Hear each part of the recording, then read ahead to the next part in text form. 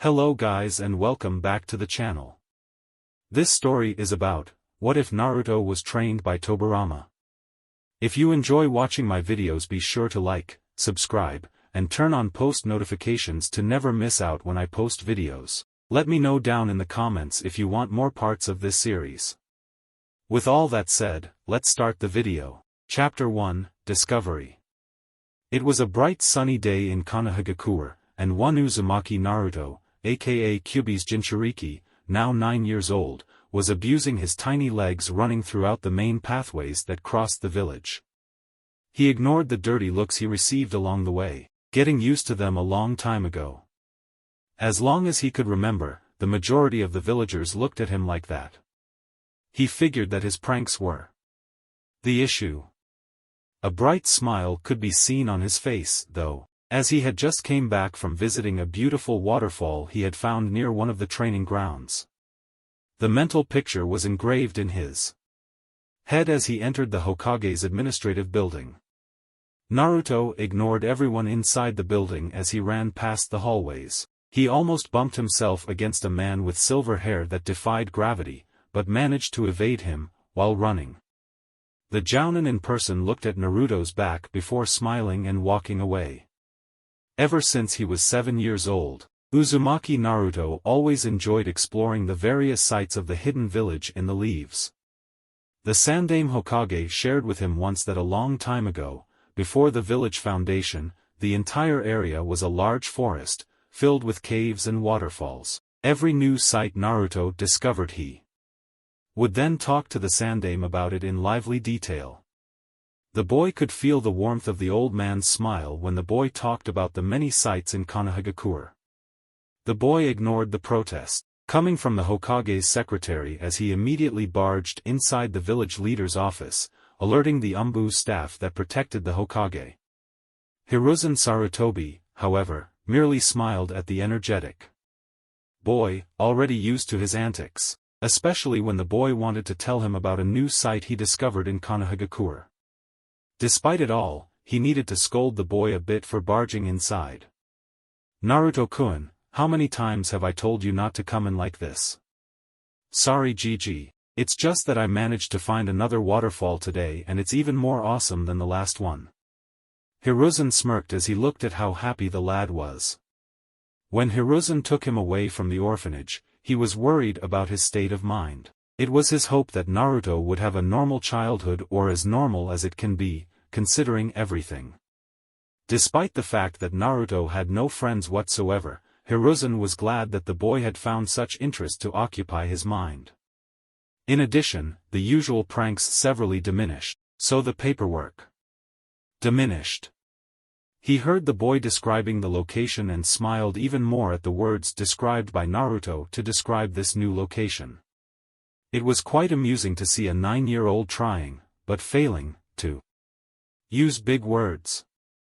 After the kid finished explaining, Hiruzen smiled warmly at Naruto. That's indeed quite a beautiful scenery, Naruto-kun.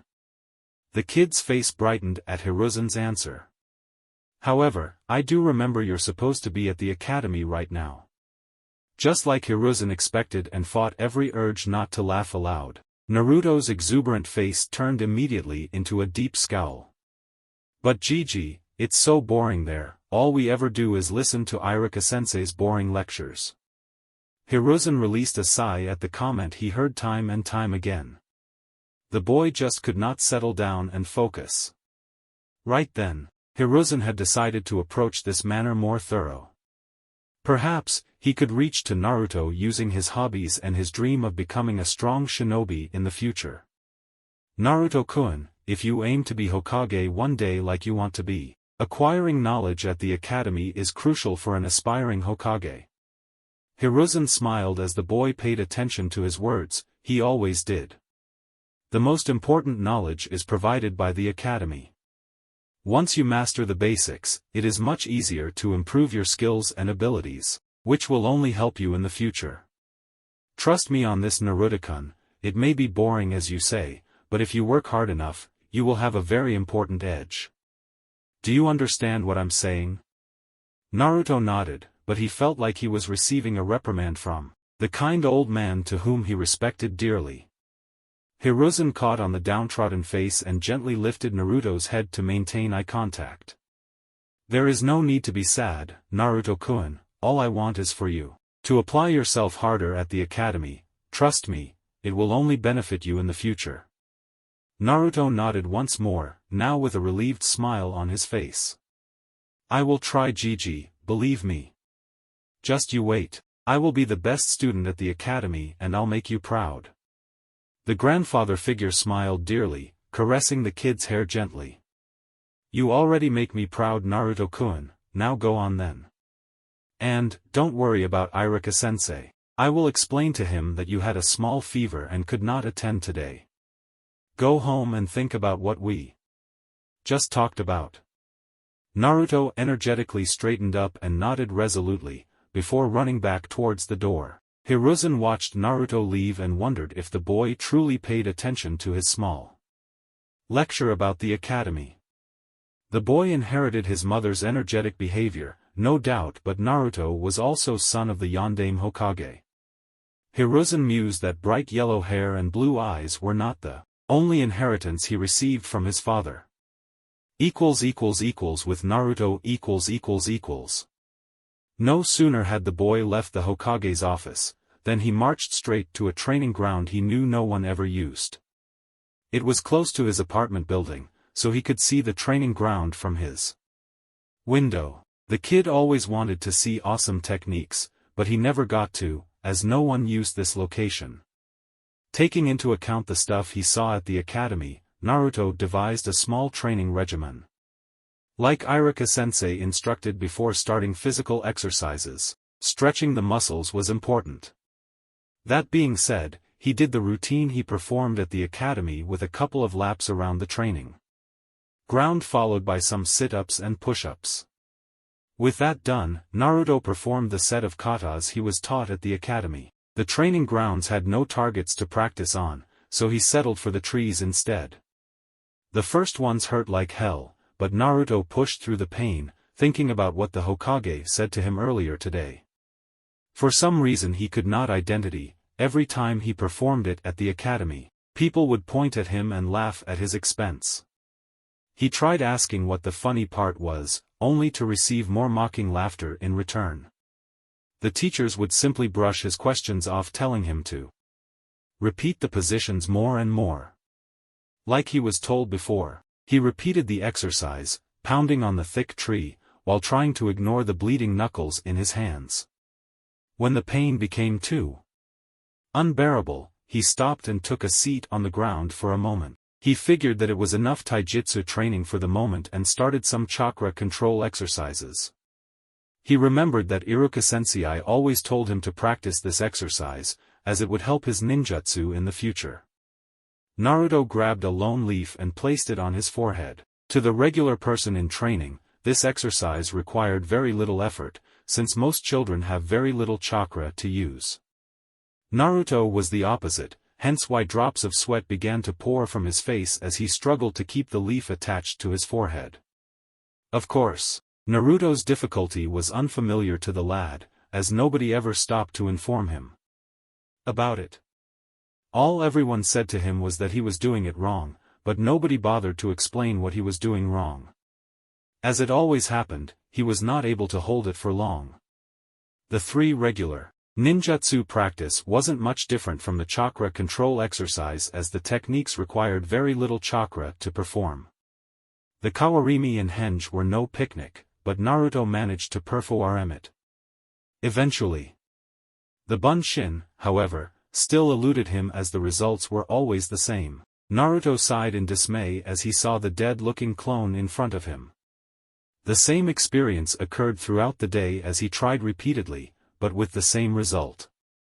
Eventually, even his chakra reserves were not enough and he collapsed in the middle of the training ground. 3 hours later. When he opened his eyes once more, it was already nighttime. The boy let out a curse at his stupidity as he quickly got up and looked around. Remembering the training, if that could be considered as such, Naruto sighed once more. Contrary to what he believed when he decided to train, Naruto did not feel like he progressed. His movements were the same as he performed at the academy. If Mizuki-sensei were here, he would say the same thing to him. Kicking a stone in frustration, he marched towards his apartment with a pout. As he walked, however, a noise reached his ears, which was strange, considering that he had not heard it when he was training. He stopped abruptly, looking around the direction of the sound. The noise was similar to the waterfalls Naruto enjoyed searching throughout the village. However, it was strange. He did not know of any waterfalls close to his house. Deciding on a specific direction, Naruto walked a bit, realizing that the sound got louder. He passed through his apartment building and entered the forest behind it. 10 minutes of walking inside the forest later, he could see a small entrance to a cave. A smile appeared as he had found yet another. Quickly entering the barely illuminated cave, the boy walked through the narrow pathway. The noise reverberated throughout the passageway. When the walkway ended, Naruto's eyes immediately lost their usual focus as he could not describe it. The area around the waterfall wasn't much to be considered. The water, however, was what caught Naruto's attention. Of course, it was blue just like the others, but Naruto could see directly behind the water. Looking at the lake, Naruto was also shocked to see the bottom without much difficulty. It was a mesmerizing vision as he became hypnotized by the deep azure color. Deciding to spelunk, Naruto looked around the waterfall, but saw nothing in particular aside from the crystalline blue waterfall. As he was about to leave the place, through the same passageway, Naruto's eyes locked on something that did not belong to the scenery. Near the lake margin, one rock was slightly taller than the others were, and the boy could see some sort of dark mark engraved on the stone. The cave lacked sufficient light, so he could not see what it was. When he caressed the marking, however, Naruto became startled as a ledge seemed to open right where he stood. His screams of fear echoed throughout the cave, but no one was around to hear, and once more, Uzumaki Naruto passed out, this time because of a slight head bump. The first thing he saw upon opening his eyes was that he was no longer inside the cave he was spelunking before. This place had the same wall structure, but this time he could see little torches illuminating it. Naruto could see the same black markings he saw earlier, but instead of a big one, he now saw multiple markings, sprawled all over the room. When Naruto looked behind him, however, he screamed in fright as he realized he was not alone in this place. "Who are you?" Naruto asked, trembling as he looked at the man, trying to recognize him. He was tall, fair-skinned with white shaggy hair. The man's outfit consisted of dark blue armor, and he wore a different forehead protector bearing the symbol of Konohagakure. His face looked menacing enough, and Naruto felt like the man was looking at his very soul. However, something about his face was familiar to the young Uzumaki. The man in question frowned at the strange boy's question and crossed his arms in irritation. "I'd like to ask you the same question, boy, and how did you find this place?" His voice also made Naruto tremble in fear, and he felt compelled to answer the man. "My name is Uzumaki Naruto." The boy gulped as he saw the man frowning, but answered the second question. "I was exploring a cave when I accidentally opened a ledge and fell. When I woke up, I was here." The man in question stayed silent as he observed the kid for a while. He could not find any chakra fluctuations, meaning that he was telling the truth. In addition, he could tell that it was the kid's chakra that touched the seal array he had left on the top floor. With that out of the way, the strange man immediately lowered his killing intent, allowing Naruto to breathe normally once more. Naruto, for his turn, looked at the man and wondered what was going on here. This man was very familiar to him, but he could not remember. Suddenly, though, the image clicked as he remembered seeing the stranger's face a lot. Actually, he saw his face every day. The thought of terror once more invaded his senses as he pointed at the stranger with trembling hands. "Are you a ghost?" There was simply no way the Naidame Hokage would appear before him. The man had died a long time ago, like 50 years ago. That's a rather rude question, boy. But to answer all of your questions, my name is Senju Tobirama, known as the Naidame Hokage of Konohagakure. The Naidame was about to continue, but Naruto interrupted. How can you be here talking to me? You're dead. Naruto screamed, before covering his mouth frightened as he saw the look once more. You'd well not to interrupt me again, boy, I don't enjoy repeating myself. Naruto gulped in fear, but nodded. As I was saying, my name is Senju Tobirama, but the one before you is a mere fragment of the original. Foreseeing my inevitable death at the Second Great Ninja War, I decided to seal a part of my essence here so that I can be of use to Konohagakure in the future. It was my hope that either one of my students would find this place, so that I could bestow upon them my legacy. I even chosen this very place as I used to gather with them here. Tobirama stated, before looking at the kid before him. He said his name was Uzumaki Naruto, and Tobirama indeed verified it through his sensory abilities. However, there was another chakra that the Naidame felt, and he remembered it as belonging to another person, that being his sister-in-law, Hashirama's wife. Tobirama's mind worked fast in estimating that a long time has passed since his death. Naruto heard the man's explanation, but understood very little. His face was proof enough as he struggled to make sense of everything. Are you a ghost or not? Tobirama stared at the boy in deep irritation at his stupidity. He was clear before. No, I'm not a ghost, boy. Now tell me just how many years have passed since my death. Naruto still was not convinced, but answered nonetheless. I don't know, about 50 years, give or take. I was never good at history. Come to think about it, he was not good at other subjects as well. Naidame, however, simply acknowledged the information with a grunt, already processing his choices. Naruto saw the man place 2 fingers on the ground, before closing his eyes. Immediately after doing so, one Senju Tobirama was bombarded by information he processed using his chakra sensing technique. Extending his senses, he frowned, as he could not sense any Senju presence in Konoha. He was able to sense many Uchiha, which made him frown even more, from sheer disgust at that accursed clan. He could not sense one of his students' Uchiha Kagami, but he sensed a familiar presence in another Uchiha, perhaps his student's offspring. A fond smile appeared on his face as he recognized Hiruzen's presence, though it is much weaker now. Sara must be close to 70 now if what the kid said was true. He could not find traces of Shimura Danzu at first, so he extended its reach a little. When he found it, Tobirama realized once more that he had chosen his successor wisely. He could feel Danzu's chakra, however, there were also traces of Uchiha and even his older brother. Tobirama always felt pride knowing that he was able to raise his students to become fine shinobi. Naruto felt the temperature in the room drop as he looked at Tobirama. Naruto had never felt so scared in his life. The Naidame Hokage looked pissed at something and he was afraid that it was he the cause of it. Perhaps today was the day he died, after all.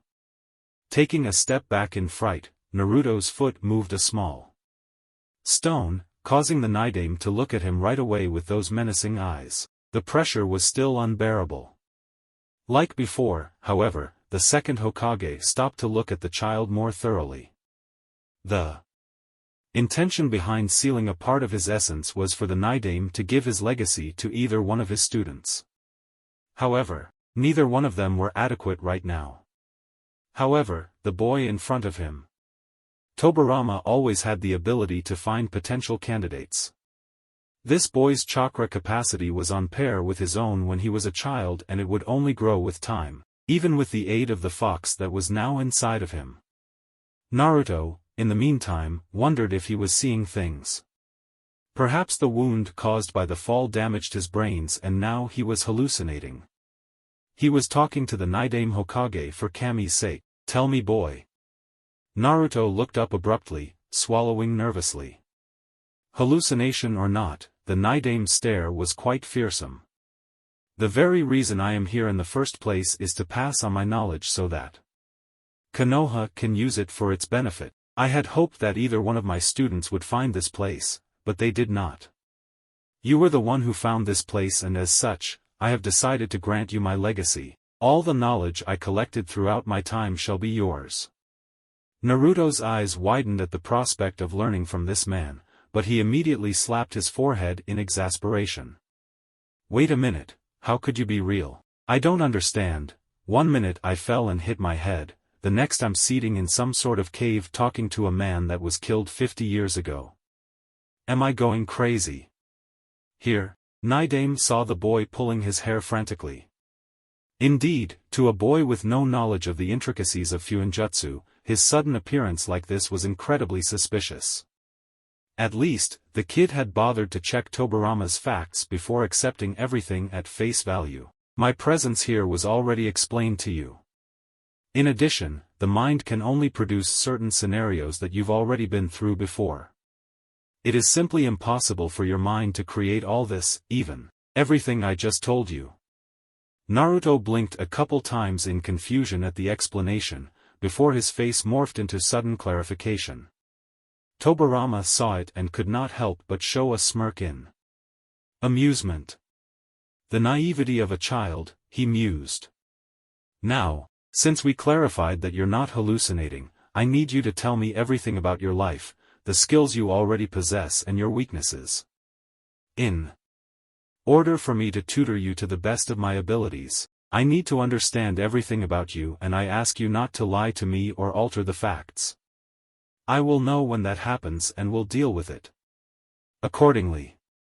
Once more, Naruto flinched at the sudden spike in killing intent. The man asked him about his life as well as other things. With a sigh, the boy took a seat and began his rather short tale. Throughout the story, the only movement that Naruto could spot was Tobirama's eyebrow. They either frowned or lifted slightly, which the boy assumed indicated anger and surprise. Tobirama, for his part, began to look at the kid in a new light, while hearing Naruto's story. Surprisingly so, Naruto's story was not as colorful as Tobirama would expect from a child born in Konoha no less. His brother always envisioned a place where children could be nothing but children. Naruto, on the other hand, hadn't had a nice life growing up. He did not know why people looked at him with disdain, but Tobirama had a distinctive guess as he remembered how his sister-in-law was treated when she came to Konoha. People respected her because she became the Shodame's wife, but everyone looked at her with extreme caution and even fear at her back, assuming that the beast could come out and attack them. Naruto's treatment appeared to be even worse as people openly mistreated the boy. When he heard that Hiruzen could not help him all the time, Tobirama frowned. His successor would not stand for these things and would solve the issue in the blink of an eye. Perhaps, Hiruzen's old age had caught up to him. Well, that's it about my life so far. About my skills, I'm at the academy, but I can't say I have much skill to tell you about. The Nidame raised his eyebrow once more. My chakra control sucks, I can't seem to perform the academy-style taijutsu, I can't throw a shuriken or kunai like I should. Don't get me started on genjutsu, and I can't even perform the regular 3 ninjutsu required of me. At least, that's what my teachers say to me. But they are all a bunch of jerks. They all say that I'm doing it wrong, but neither one bothered to tell me what I'm doing wrong. Despite the rather foul language, Nidame nodded, reaching that conclusion before Naruto told him. If the entire village treated him with disdain, the academy teachers would not be any different. Once more, Tobirama wondered if Hiruzen was on the verge of dying from old age. I see. Naruto looked at the man while taking some time to recover his breath. He did not know why, but in between his explanation, he started shouting in indignation. Perhaps it was because the person in front of him was the first that actually bothered to listen to him, instead of making wrong assumptions. Tobirama, for his turn, decided not to dwell on the kid's story much. Also, Hiruzen must have his reasons for not telling about the fox. For now, Tobirama would keep that secret. Since our goal here is to focus entirely on your skills as a shinobi, I will provide you with answers that your teachers failed to provide. Naruto frowned but said nothing. At least, he would give him one answer. The majority of the problems you are facing at the academy is due to your larger than average chakra capacity. Memorize this: the more chakra you have, the harder it will be to control it.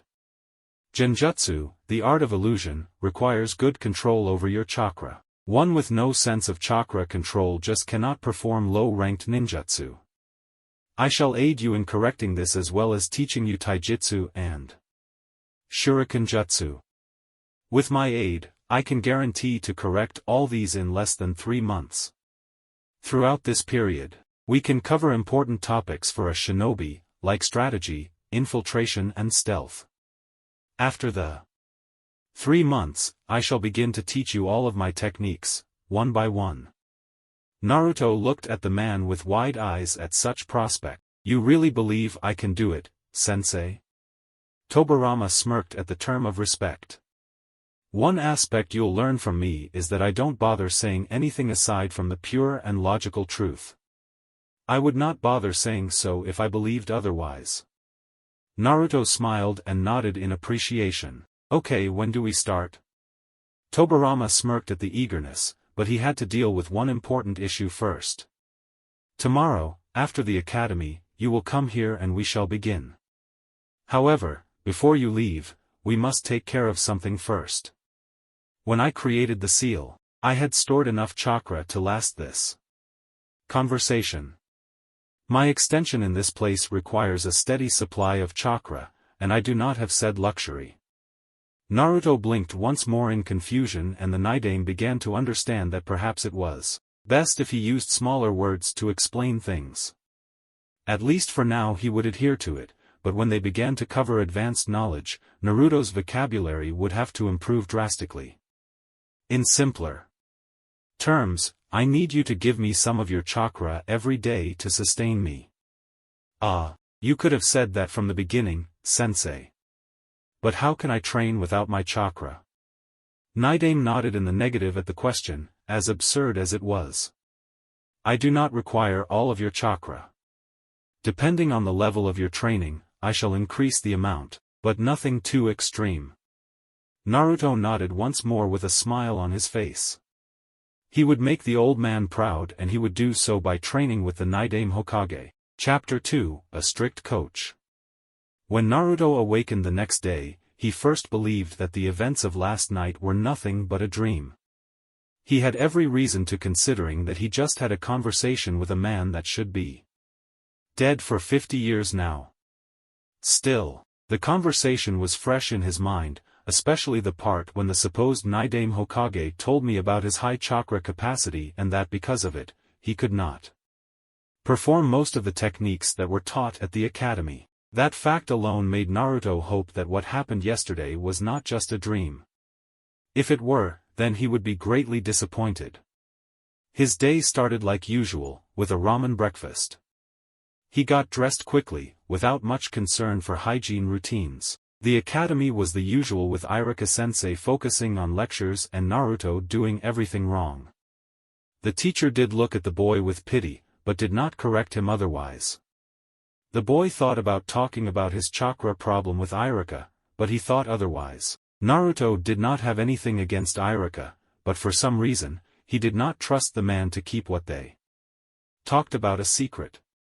Hell, Naruto would not be able to explain just how he came up with his high chakra capacity problem. The thought itself became humorous. Telling Iruka about his meeting with the Naidame would only inspire the man to believe that Naruto was making things up. Thus, he endured throughout the academy time. The minute the bell rang, he left as quickly as he could. In no time, the exuberant kid reached the place where he remembered from last time. His smile grown even more at the noise of the waterfall inside the cave. As soon as he entered the room with the Waterfall. However, Naruto was surprised to see the Nidaime Hokage sitting on top of the small lagoon. The man had his eyes closed the entire time. Naruto smiled upon realizing that what happened yesterday was not a dream.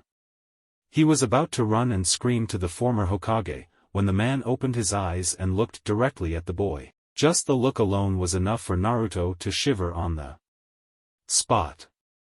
Nidaime Hokage got up from the lagoon and walked towards his apprentice.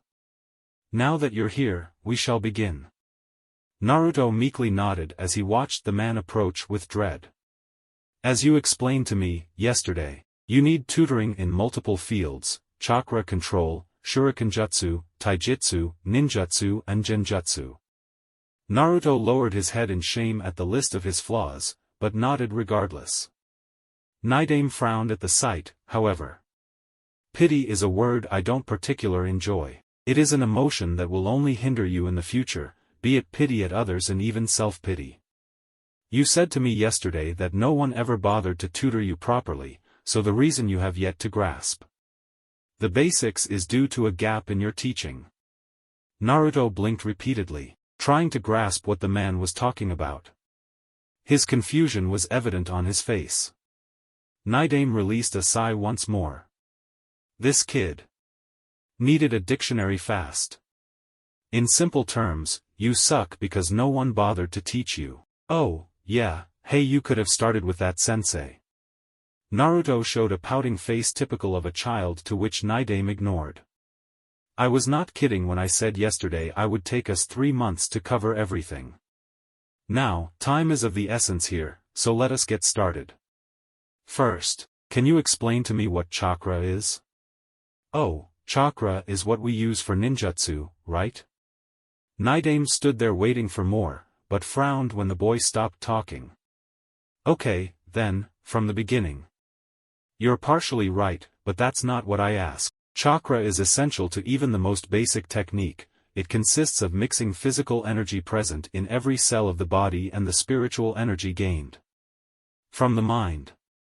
Do not worry about memorizing this, as we will be covering throughout your training." Naruto nodded with a relieved sigh.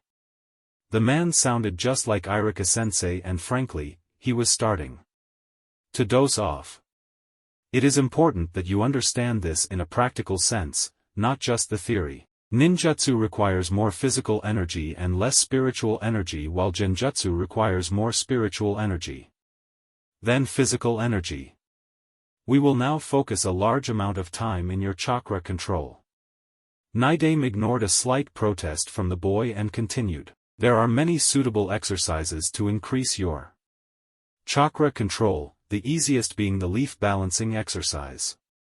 In your case, it would be next to impossible, considering your large chakra capacity.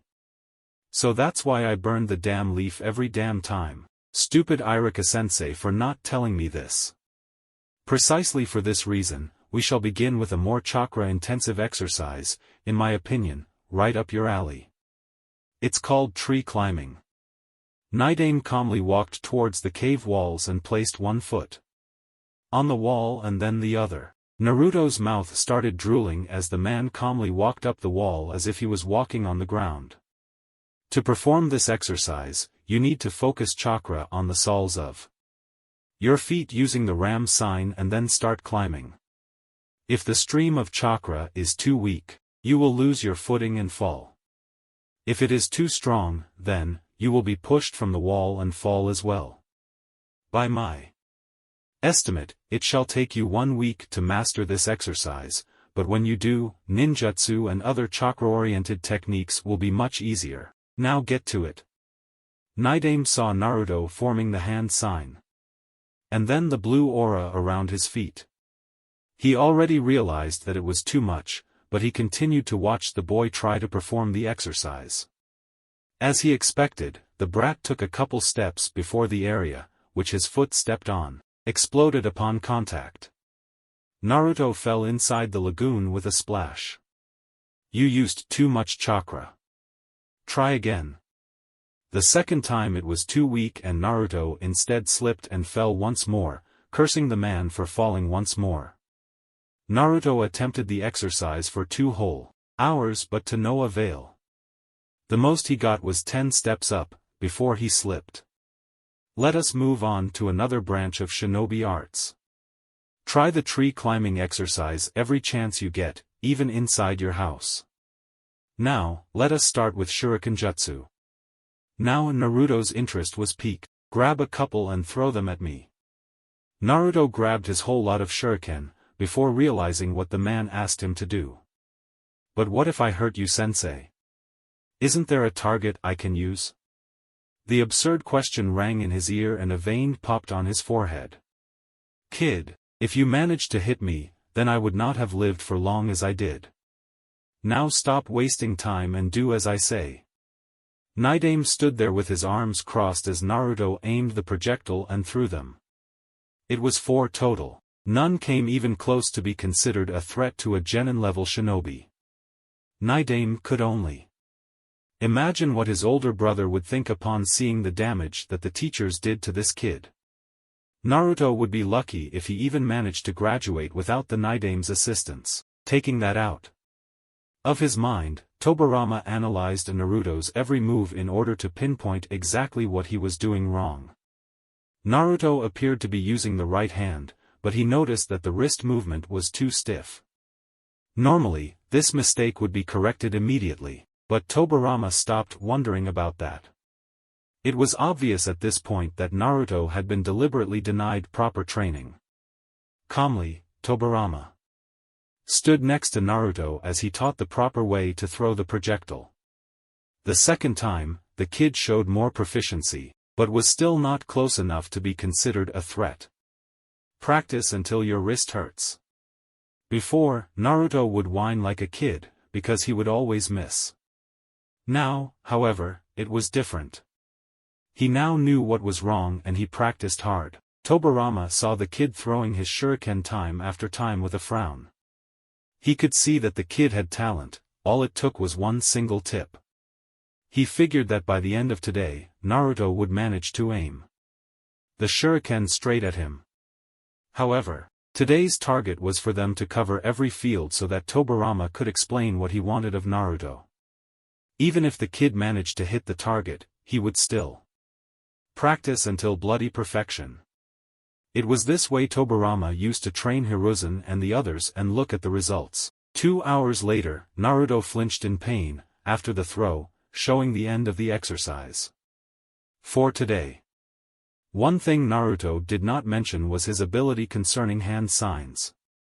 It was imperative for the boy to perform the hand sign sequence perfectly, or else the technique is flawed. Naruto, do you know all the 12 hand signs? The boy looked up at the question and then fidgeted with his hand a bit, showing discomfort. Yeah, I do, but I take too long to do them.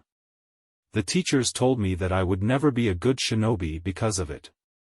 Of course they did, Naidame mused. You know that hand signs are used to perform many ninjutsu and genjutsu. Through hand seals, you can manipulate the exact amount of chakra to perform a technique, hence why the sequence must be performed without a single mistake. We will be working on different hand seal sequences for you to practice throughout our training. I'll start with 2 hand sequence and move on as I attest that you perform them to my liking, understood? Naruto nodded with a smile, earning a nod from Tobirama, followed by a predatory smile. Naruto sure had stamina to burn. Now, let us move on. Next subject is Taijutsu. I will teach you my style.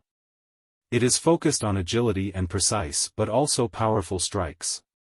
We need to adapt your body as well to it, so we shall do some physical exercises as well. Naruto found it strange that Tobirama was smiling differently, almost evilly so. The boy gulped immediately.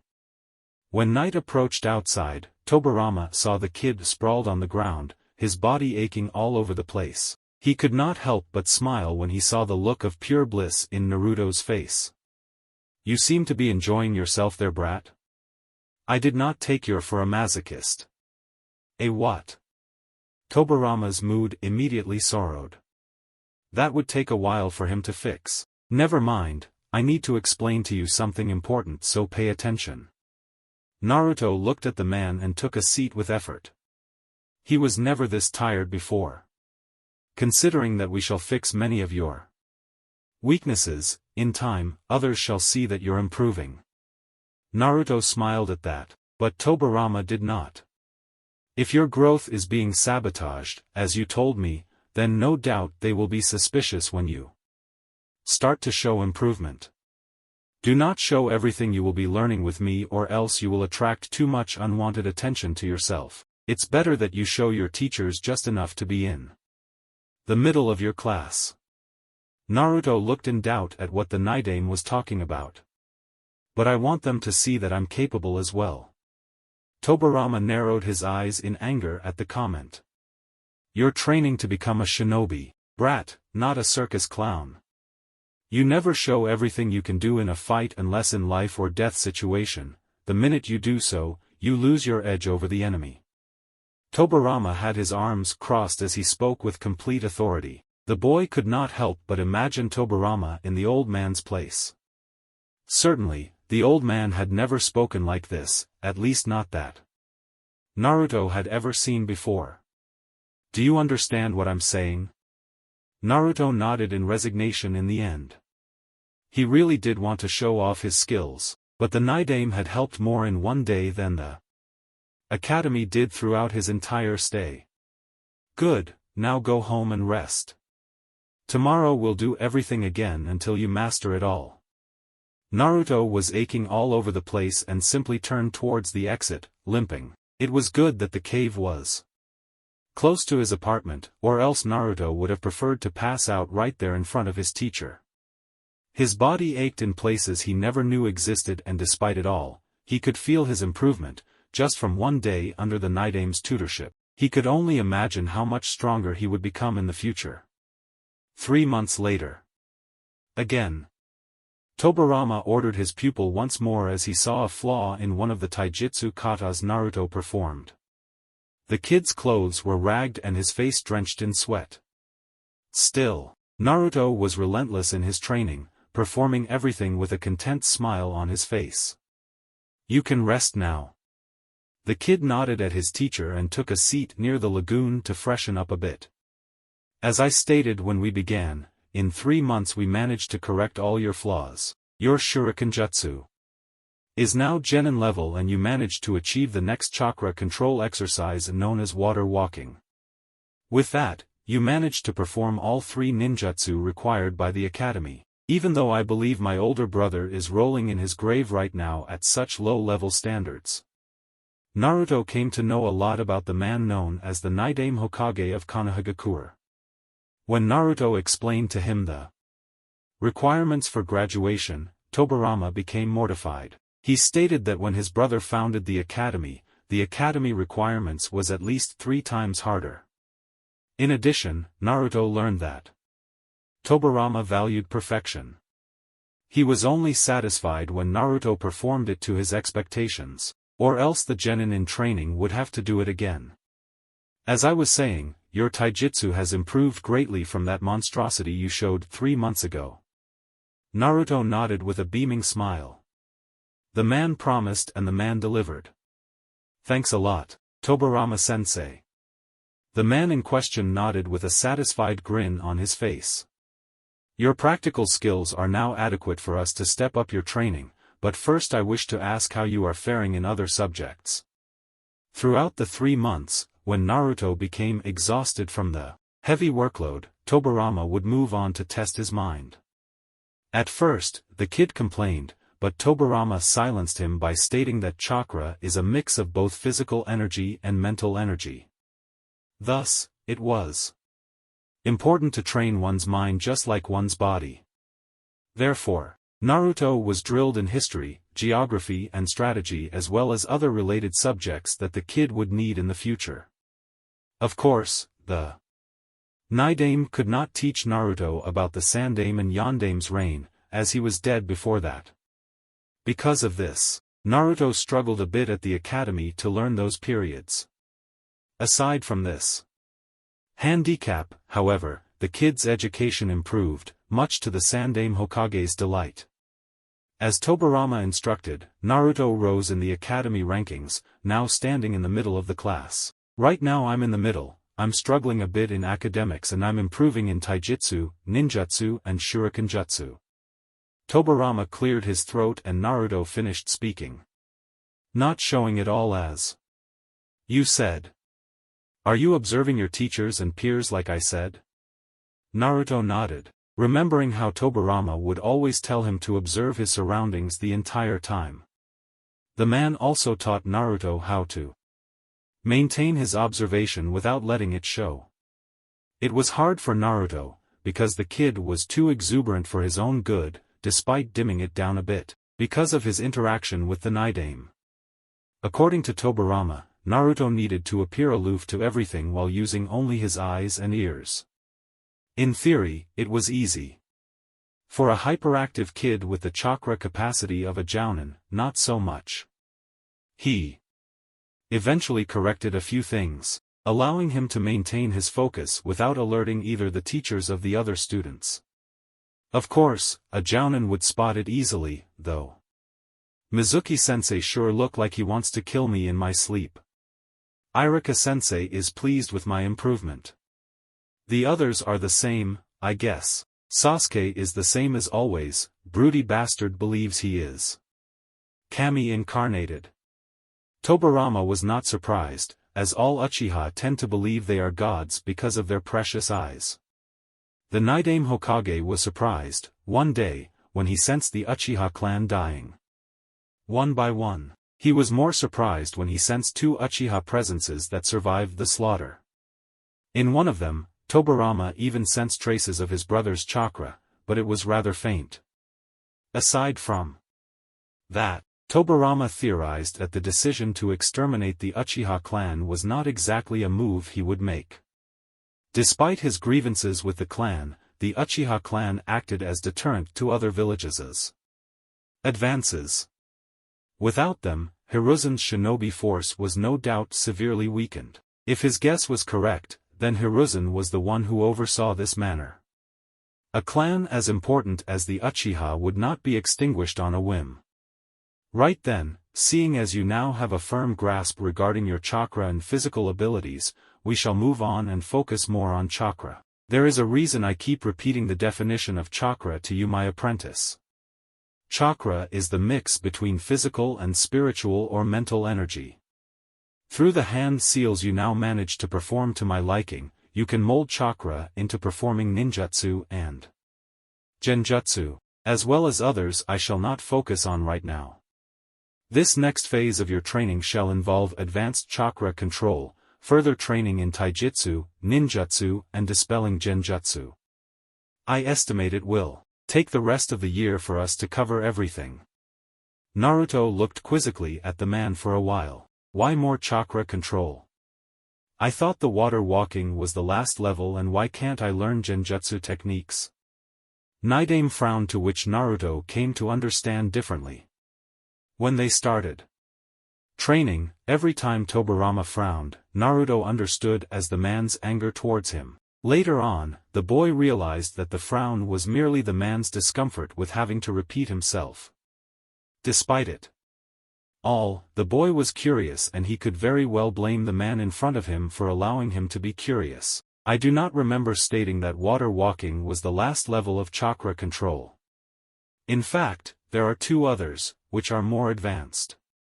The next one, which you will be learning and practicing throughout the rest of the year, is the kunai hovering technique. The exercise consists of focusing large quantities of chakra through your hand and lift a kunai using only your chakra.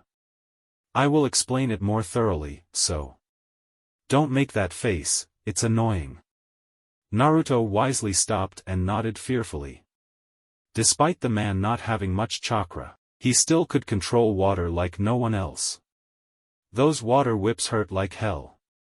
The last exercise is reserved for shinobi whose chakra control must be 100% like medic nins and genjutsu specialists. Since you will never become either one of them, I won't waste time explaining it to you. Now for your second question, your chakra capacity and chakra control are not enough for you to perform genjutsu. However, recognizing and dispelling genjutsu is of utmost importance, considering it is a weakness that the enemy shall exploit. Normally, a shinobi with large chakra reserves is weak against genjutsu techniques. Okay, I understand somewhat, I mean. Naruto's face now morphed into a deep thinking one. Tobirama understood that happened upon a sudden realization on his apprentice's mind. What is it? Naruto looked up from his inner wonderings, but his visage was still contemplating something. That last part when you said that people with large chakra capacity are weak against genjutsu. Oftentimes, Irika-sensei would berate me for not answering the questions as I should. He said that in a history question about the Sandaime Hokage, I had instead written the countries that borders with Fire Country. I tried explaining it to him that I answered correctly, but he did not want to hear it and failed me instead. Tobirama frowned at that, theorizing about what must have happened. Still, as he came up with the conclusion, he thought about the reasons why a teacher would go this far just to sabotage Naruto's growth. This time, it was not due to hatred for the Kyuubi, but rather an open intent to jeopardize Naruto's future. This in itself constituted trouble. As you know, Naruto, genjutsu is the art of creating illusions, but that is not the definition of the art. Genjutsu consists mainly in disrupting the enemy's chakra system, in order to make the enemy believe he's seeing or feeling something that's not real. Naruto nodded as he heard the man explaining this before.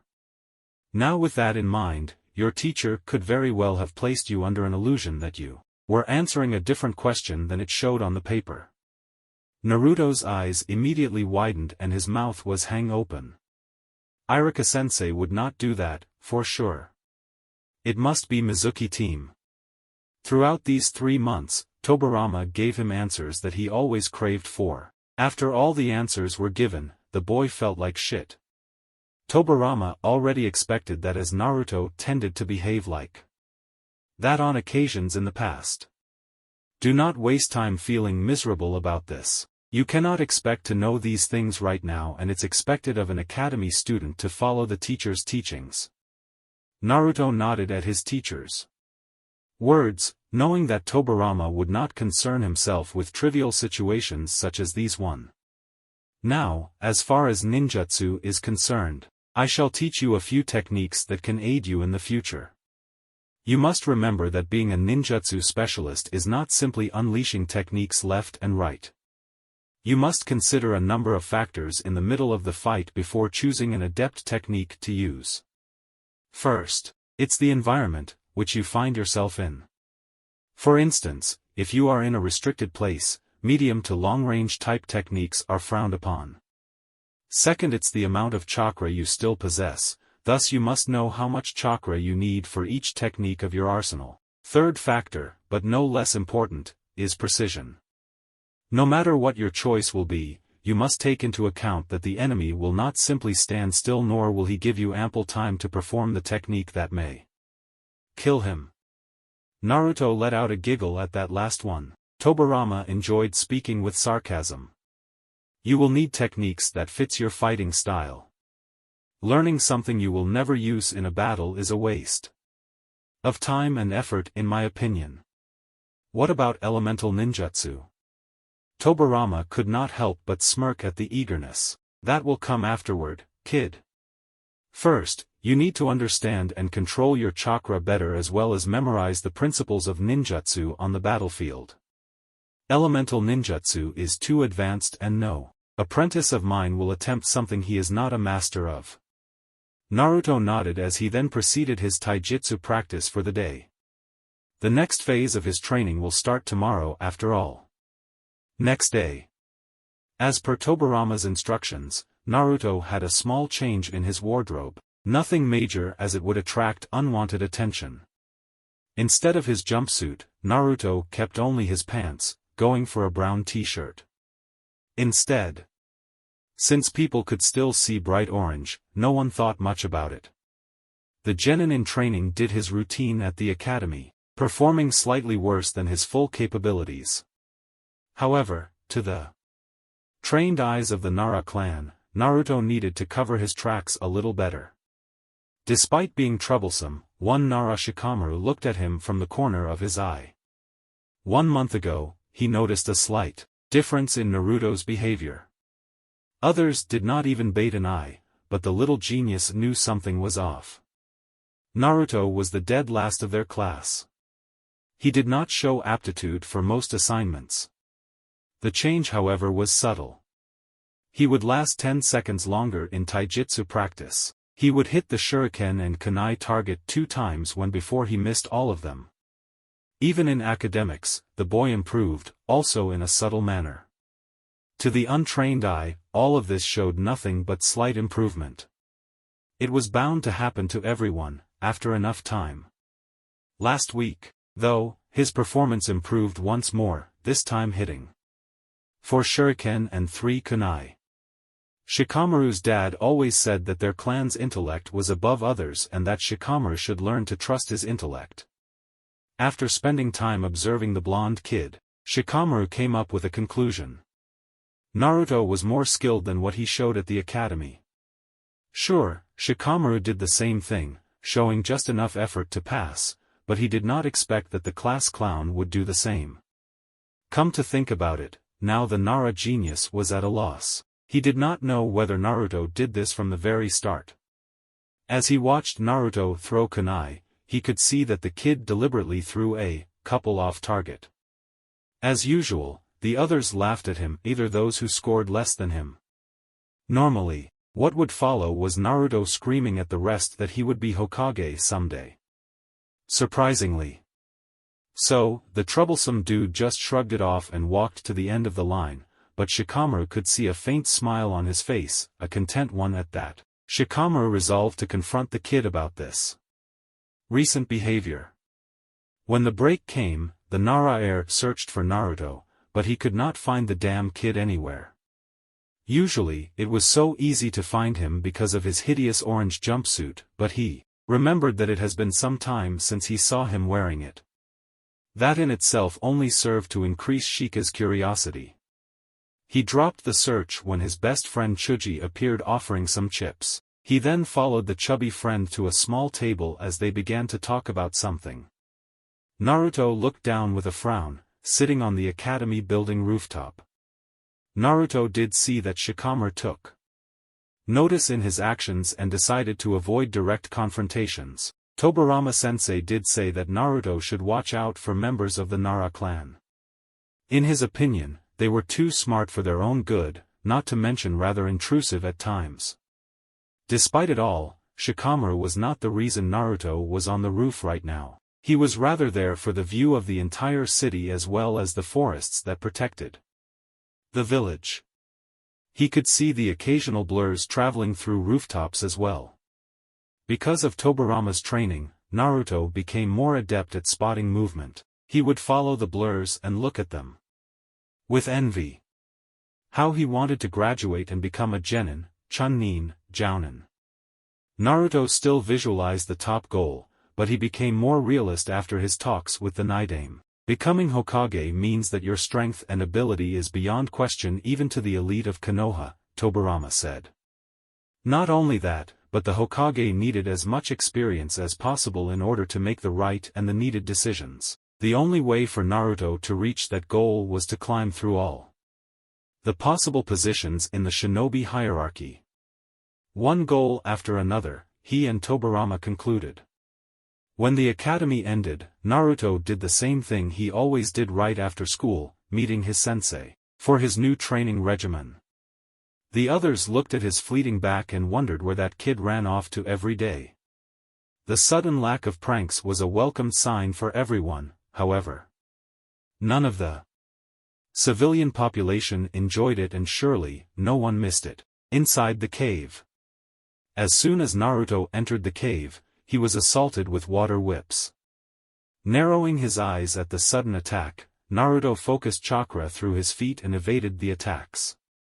A kunai was already on his right hand, showing his battle awareness. He focused on the environment for a while, before jumping just a strong torrent of water came flying at him from the right. As soon as he landed on the ground, Tobirama was standing behind him with his arms crossed. If I was the enemy, Then you'd be dead right now. Naruto released a sigh and nodded as he turned to meet his sensei. Do you care to explain what I just did? Naruto looked at a loss, like the man expected. I stated yesterday that a ninjutsu specialist knew how to best use his techniques against an opponent. Through specific water techniques, I managed to lure you just where I was positioned, rendering you useless against a killing blow that would follow, if I was your enemy, that is. This next part of your training, I will teach you how to do just like I did. Remember this, a battle is only won when you manage to control the battlefield. Naruto nodded resolutely at his sensei's words. Now, let us proceed. With Hiruzen. Releasing a tired sigh, Hiruzen, the Sandaime Hokage, slowly massaged his right wrist from signing too many forms today. The man felt every bone inside his body protesting against the onslaught caused. The unending paperwork. Hiruzen figured he would focus on something else instead. Smoking his pipe and drinking some tea just did not help him much these days. He needed to find a new successor and quickly. Grabbing his all-seeing crystal ball, Hiruzen tried to locate one Uzumaki Naruto. Hiruzen got wonderful news from Irika that the kid has shown improvement, which meant that the chat he had with the kid 3 months ago bore fruit. However, come to think about it, 3 months was also their last conversation. Truth be told, Hiruzen missed seeing the bundle of energy running around. The ball was taking too long to locate the boy, though, which worried the Hokage. According to Irika, Naruto did not miss any of the classes, so that meant that the boy hadn't gone missing. Still, it should not take this long for the crystal ball to locate the orange bundle of joy. Hiruzen stopped the ball technique after a while, clearly bothered by not being able to find Naruto anywhere. He was about to send someone to investigate when his former teammates and advisors entered his office for their meeting. The Hokage decided to check on him the next day at the academy. Right now, he needed to solve the problem that arose because of the Uchiha massacre. Unaware was Hiruzen that the Nidaime Hokage knew exactly how the ball worked and knew how to block its view.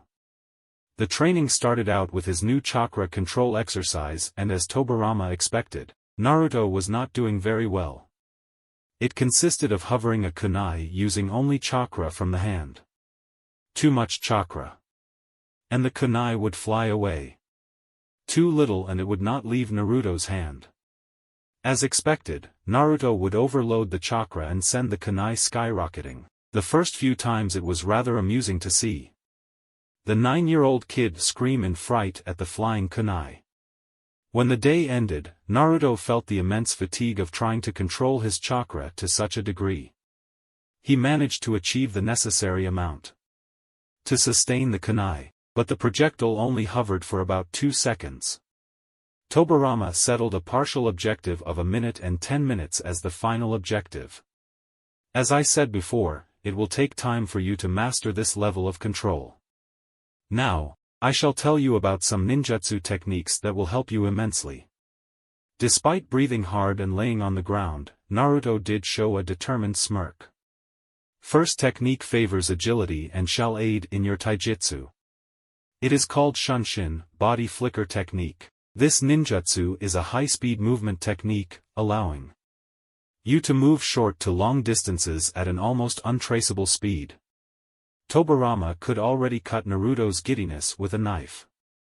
Next one you shall learn is Fukumi Hari, hidden needle technique. As the name suggests, through this technique, you can throw needles at your opponent using your mouth. The best quality of this technique is that the enemy will never suspect it. The blonde showed his disgust at the description, but as usual, Tobirama ignored. Next one is called Dokugiri, poison mist technique. It consists of emitting a poison mist at your opponent. This technique is perfect for multiple opponents. And also for when you need to escape. The stupid enemy will attempt to pass through the mist, only to inhale all the poison. The one with the hidden needles aside, bring it on Tobirama-sensei. Nidame smirked at the kid. He was indeed a training masochist. There is another technique I intend to teach you that is my creation. It will serve you nicely both in reconnaissance and fighting multiple opponents. It's called Kage Bunshin, Shadow Clone Technique. Now, I know what you'll say, so save it. This is not like the regular Bunshin technique, first of all, because it takes more chakra to perform. The regular Bunshin technique is an illusion whereas the shadow clone is a ninjutsu. You will actually create an identical replica of you with its own chakra capacity and movements. Best of all, however, is that the clone you create can learn just as much as you do. Also, everything he learns will be transferred to you. I hope that your brain can process the implication of learning this particular technique, do you not? Naruto was ecstatic at this point, looking at the man with a big smile on his face. With this technique, he could double his learning time and incorporate more skills to his repertoire. Just this talk alone was enough to give him more energy. As I said before, bring it on, Tobirama-sensei. I shall do as you comply. Also, I shall teach you how to detect and dispel genjutsu. I will explain the concept throughout this next training phase. Now go home. The boy nodded as he got up and left. Tobirama looked at his apprentice's back, before turning to the scroll and vanishing.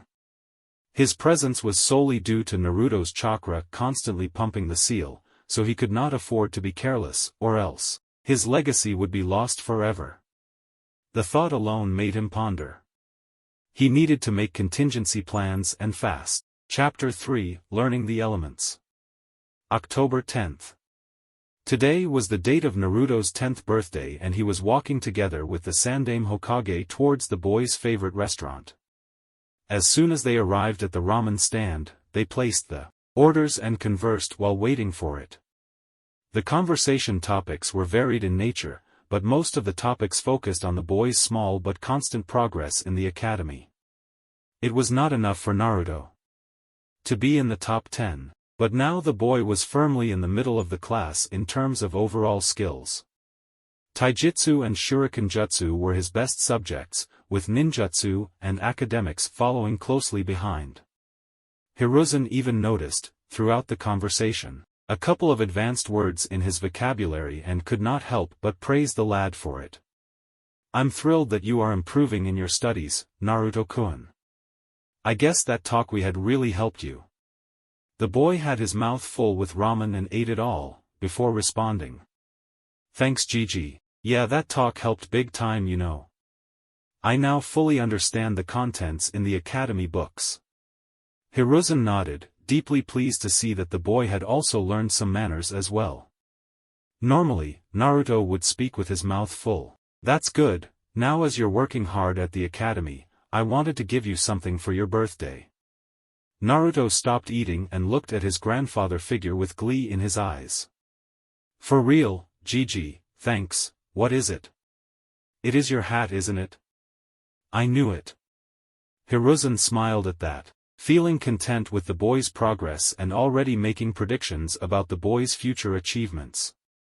The Sandame Hokage grabbed from within his robe a small scroll and handed it to Naruto.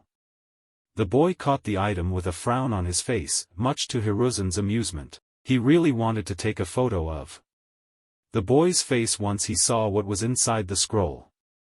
Naruto-kun, please open the scroll and tell me what you see. The boy proceeded as instructed and saw what appeared to be kanji sequences forming a circle in the middle of the paper. Now, this is something every shinobi must learn and is called a storage seal. With this, you can pretty much seal anything you desire. Most shinobi use it to keep their mission gear, camp supplies and even weapons. In order to seal any item, you simply need to place said item on top of the circle and focus some chakra on the scroll. The seal will do the rest and store your selected item. With me so far? Naruto nodded. Browse just in community forum beta's story search. Anime/manga/anime/Naruto/anime/Naruto/plus. looking transfixed by the design. Hiruzen nodded in appreciation. The boy had indeed grown.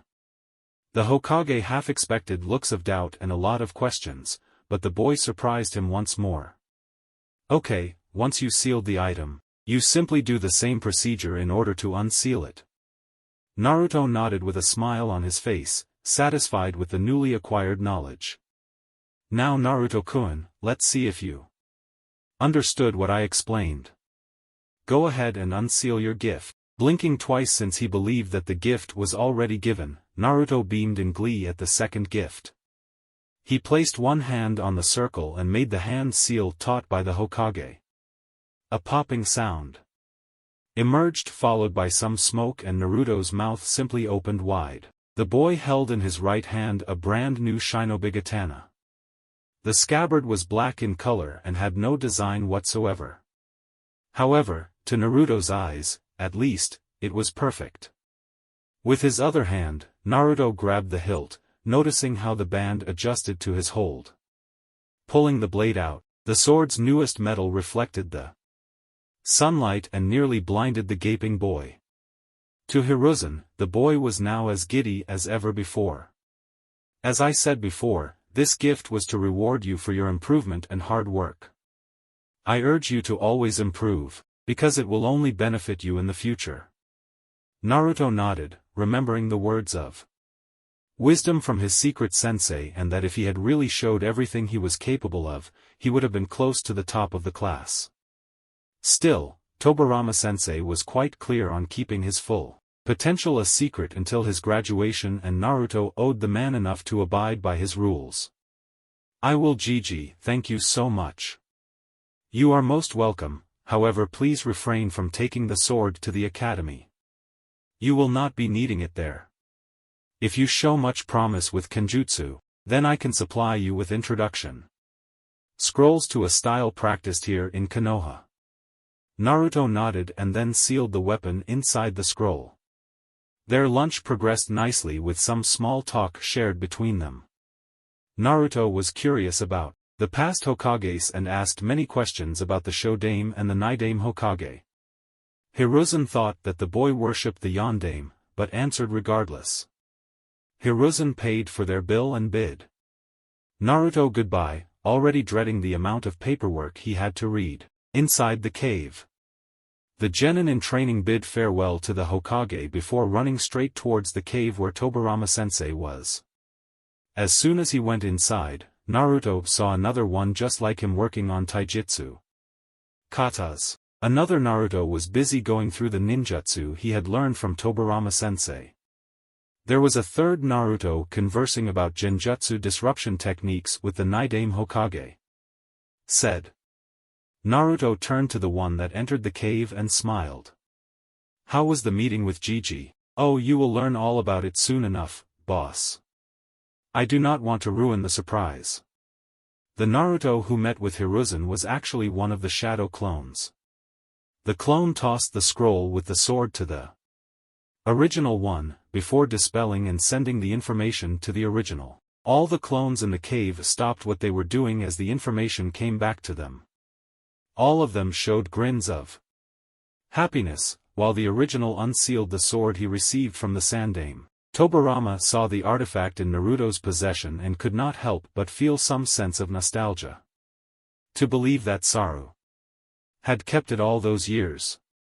This very sword was a gift from the very own Nidame to the head of the Sarutobi clan, prior to the clan's decision in joining Konoha. Sarutobi Sasuke then presented the sword to his son, Hiruzen, and did so right in front of Senju Tobirama.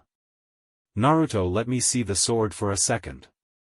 Tobirama grabbed the hilt and inspected the blade. The metal still looked the same when Tobirama gave it to the Sarutobi clan head. I guess we can fit kenjutsu in your training agenda. This metal is of great quality and allows you to channel chakra through it, thus hardening the blade. Tobirama explained, before giving the sword back to the boy.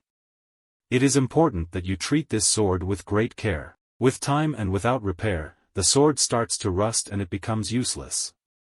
It is actually a philosophy of the samurai, but greatly applied To a shinobi, my pupil. The real Naruto looked at the man as he had a lost look on his face, while explaining so. Like a samurai treats his sword, so must a shinobi take great care with the tools he possesses. There will be a time when a shuriken or kunai in hand is the difference between life and death, so always take good care of the tools you possess. Got it? This was a gift from the Sandaime, and Naruto would punch himself before allowing such an awesome weapon like this go to waste.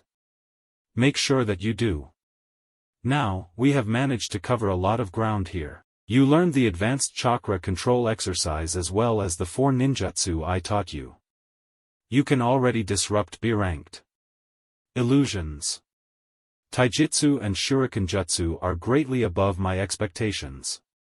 I knew that teaching you the Kage Bunshin would aid you greatly. I originally planned to teach you elemental ninjutsu by your 11th birthday, but with the Kage Bunshin method, we managed to advance further than expected. Before you start grinning like an idiot. Naruto frowned at the jab, but said nothing as the man had an amused smile on his face. Elemental training is at least 2 times as dangerous and time-consuming. As I am sure you learned by now, I expect nothing but full mastery coming from you. Now, tell me the 5 elements and tell me the order of them. There are 5 elements utilized in ninjutsu: fire, wind, lightning, earth and water. Fire beats wind, wind beats lightning beats earth beats water, and lastly water beats fire. The fact that Naruto recited that without stopping spoke volumes of the boy's increase in academics. Very good. Now every shinobi is naturally attuned to one specific element. Therefore, ninjutsu of this element is much easier to learn and less chakra consuming to perform. It also means that the shinobi is weak against attacks from the opposite element. This information may be obvious, but when you're out there fighting for your life, even the most obvious information is forgotten. Some shinobi are born with more than one affinity though, but that's quite rare. In order for us to ascertain your affinity, we need a special kind of paper. Since I know you don't have the slightest clue where to find one, and I suppose that it would look suspicious if you ask around, there are other means of doing so. Naruto blinked once, waiting for the alternative method, when he saw Tobirama take a step forward and place his hand on the top of his head. The Nidaime Hokage closed his eyes and said nothing aside from brief throat sounds. 2 minutes later, Tobirama opened his eyes and immediately showed what appeared to be a satisfied smirk. The man had stumbled upon a gold mine, and now he knew it. Naruto's main affinity was wind, but the boy had also strong ties with water affinity. While Tobirama knew a bit about Futon ninjutsu, he was considered a god amongst men when it came to Suiton ninjutsu. He would make sure that Naruto learned the steps to wind elemental manipulation and even a technique or 2. For now, Naruto would have to train Futon techniques on his own. As far as water ninjutsu, however, Tobirama would make sure to pass on his entire knowledge to his pupil. Upon explaining his findings with the boy, the man allowed Naruto to show his enthusiasm freely. Tobirama shared that enthusiasm as he had found a suitable shinobi to inherit his legacy. 2 days later, Naruto was walking home after the gruesome training he had with Tobirama-sensei. The man made good on his promise and would not end today's training until Naruto could make ripples on the cave's stream using only his chakra.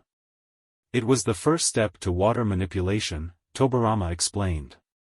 The boy was still far from managing, but Tobirama did say it would be time-consuming, even with clones helping. Naruto had nothing against postponing Futon training for the time being. Tobirama already stated before that he would not be of great assistance in regards to wind manipulation mastery. Naruto would need to seek outside help for that. The problem was that aside from the Nidaime, Naruto had no one else to seek help to. The Sandaime was the only one, but elemental manipulation was considered rare even for genin shinobi to learn.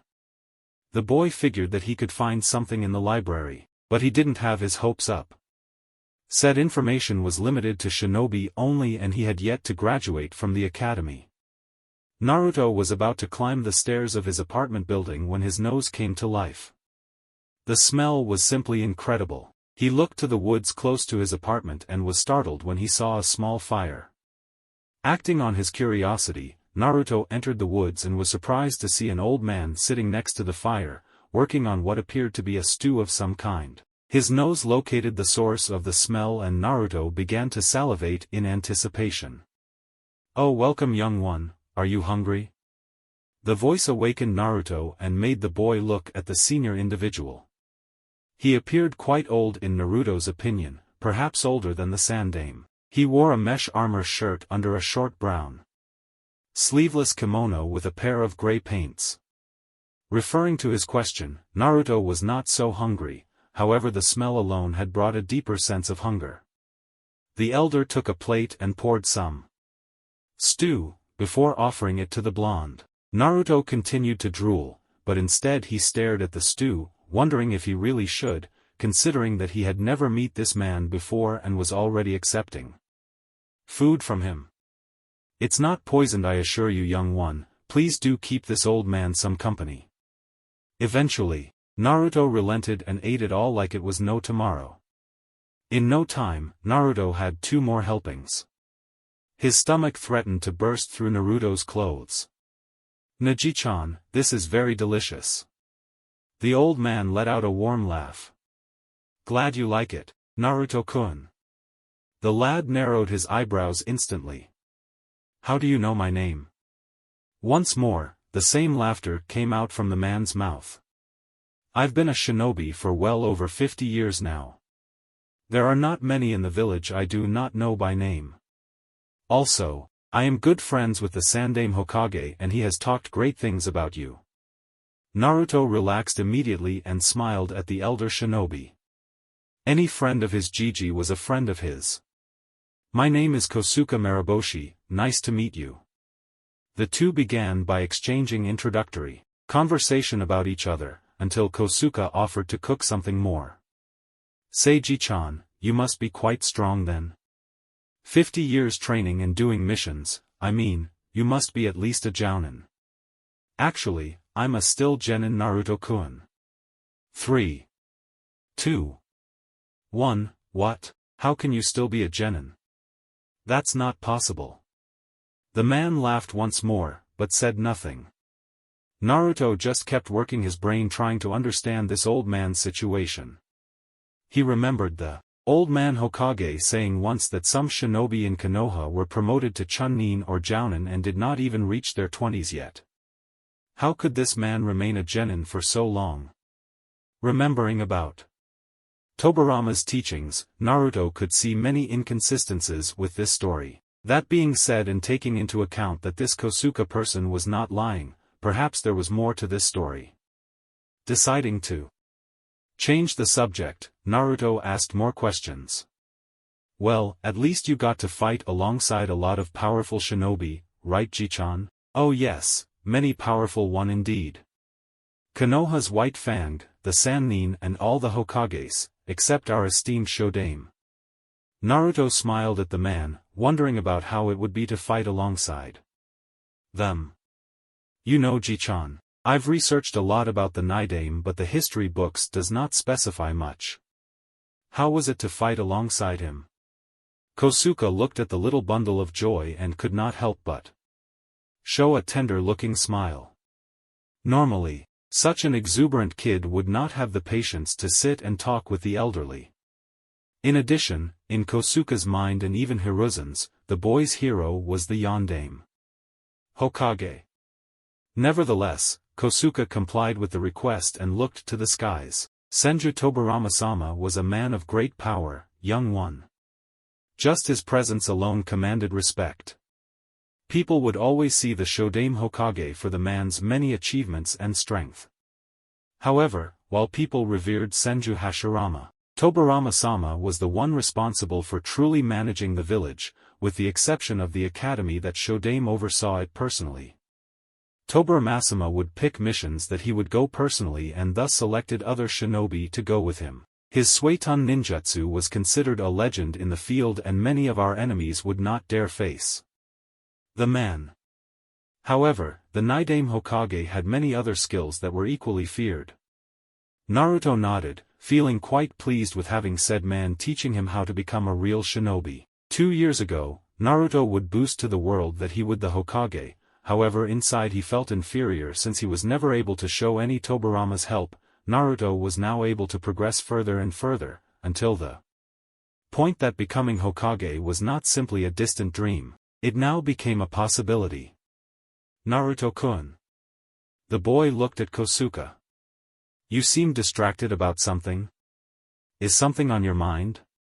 Oh no, it's just that I was trying to imagine what was like to fight alongside the Naidame, based on what you described.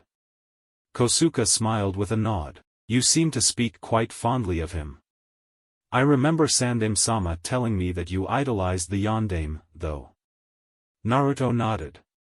Well, having the Naidame as his personal trainer did shift his opinion. Yeah, the Yondaime is awesome and all, he was the one that defeated the Kyuubi, right? He even got to swift the tide in the last great ninja war. However, the Naidame Hokage's prowess comes from before. Even the hidden village founding. From the books, in those days, simply surviving as a shinobi was already an achievement. Not only that, but from what I read, the Naidame Hokage was regarded as one of the strongest shinobi in existence, losing only to the Shodame Hokage and Uchiha Madara. Kosuke could not help but snicker at the book comparison. Tobirama-sama never did like Madara and certainly, he did not enjoy being compared to Shodame-sama. Aside from that, Naruto-kun did know a lot about the Hokage's history. You certainly enjoyed reading about the Kage's history. I bet that they would be proud to hear that you took such an interest in them. The boy this time showed a bright smile. Well, I do want to be just like them in the future. Kosuke opened his eyes a bit looking at the kid in front of him, before smiling fondly.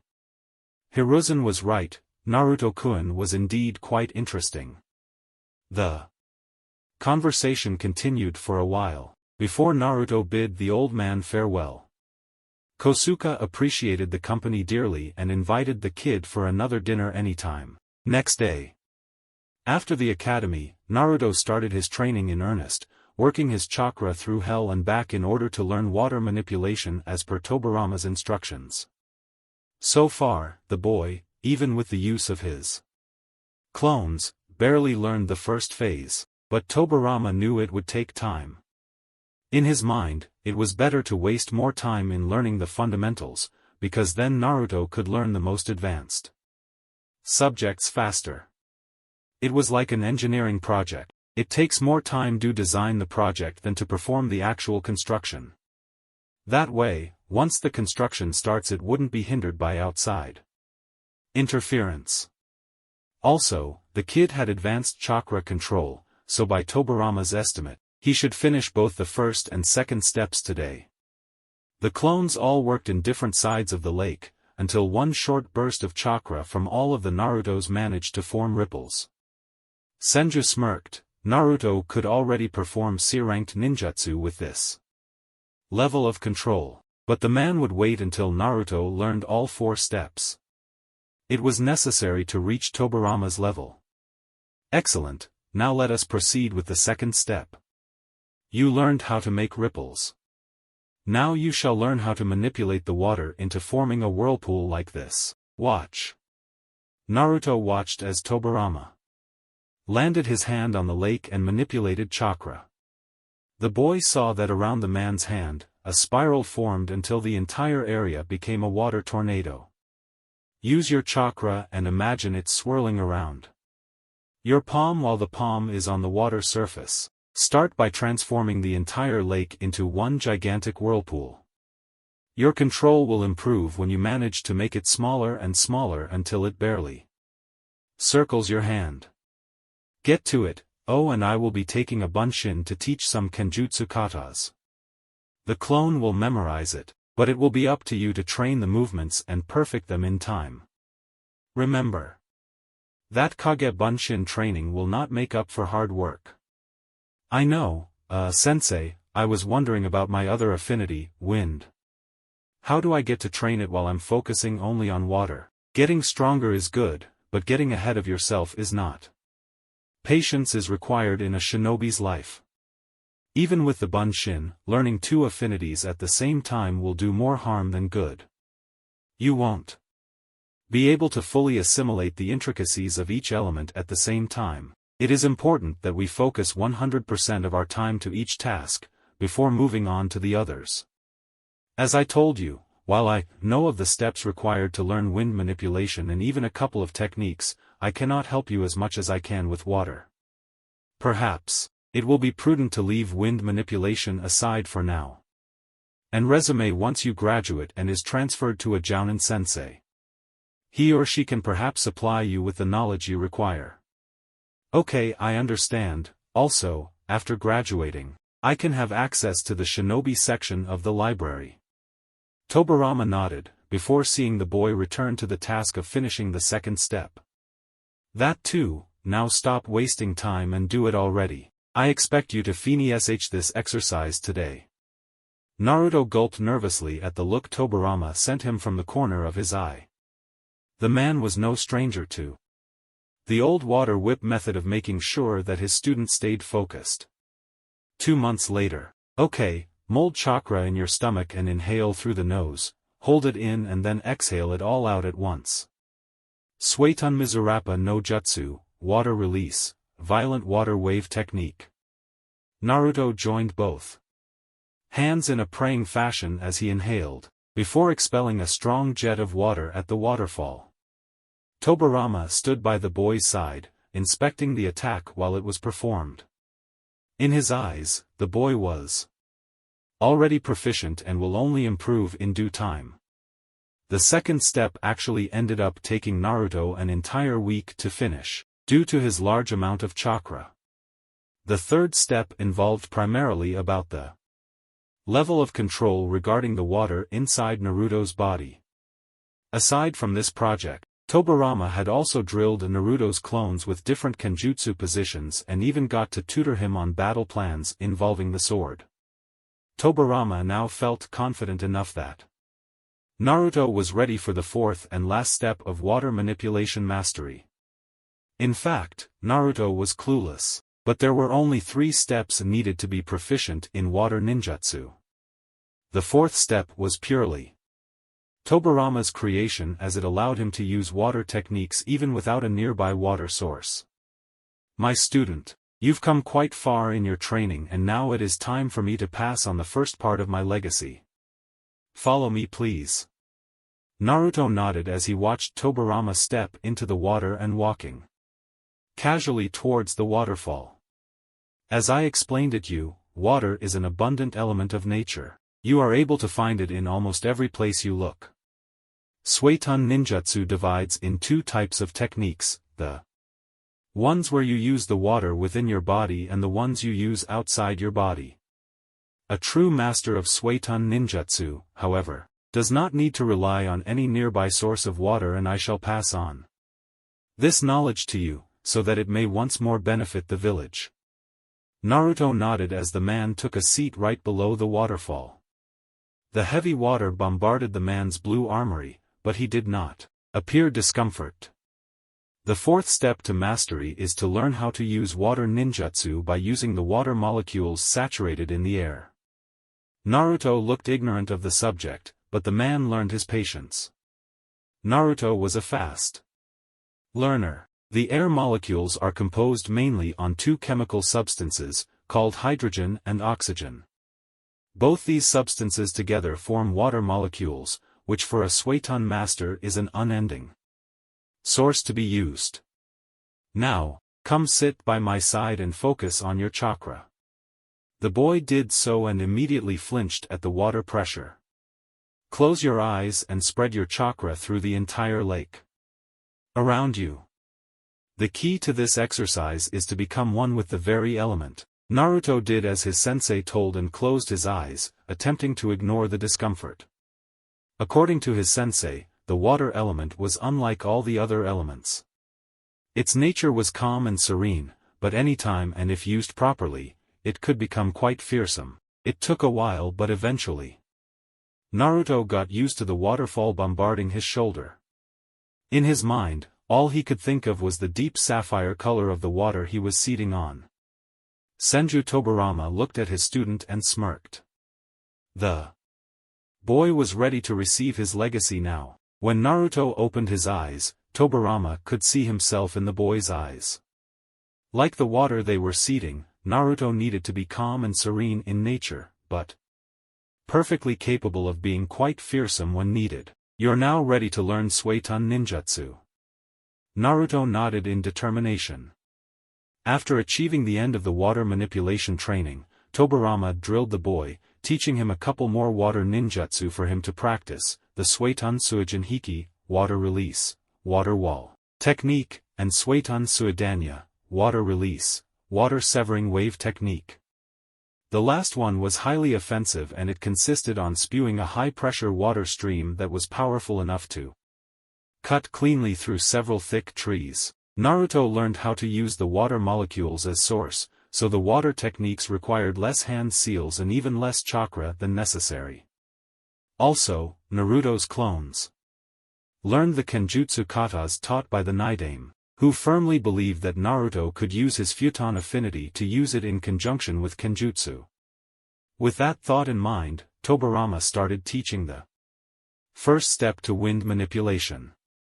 It was required of Naruto to slice a leaf using only his chakra.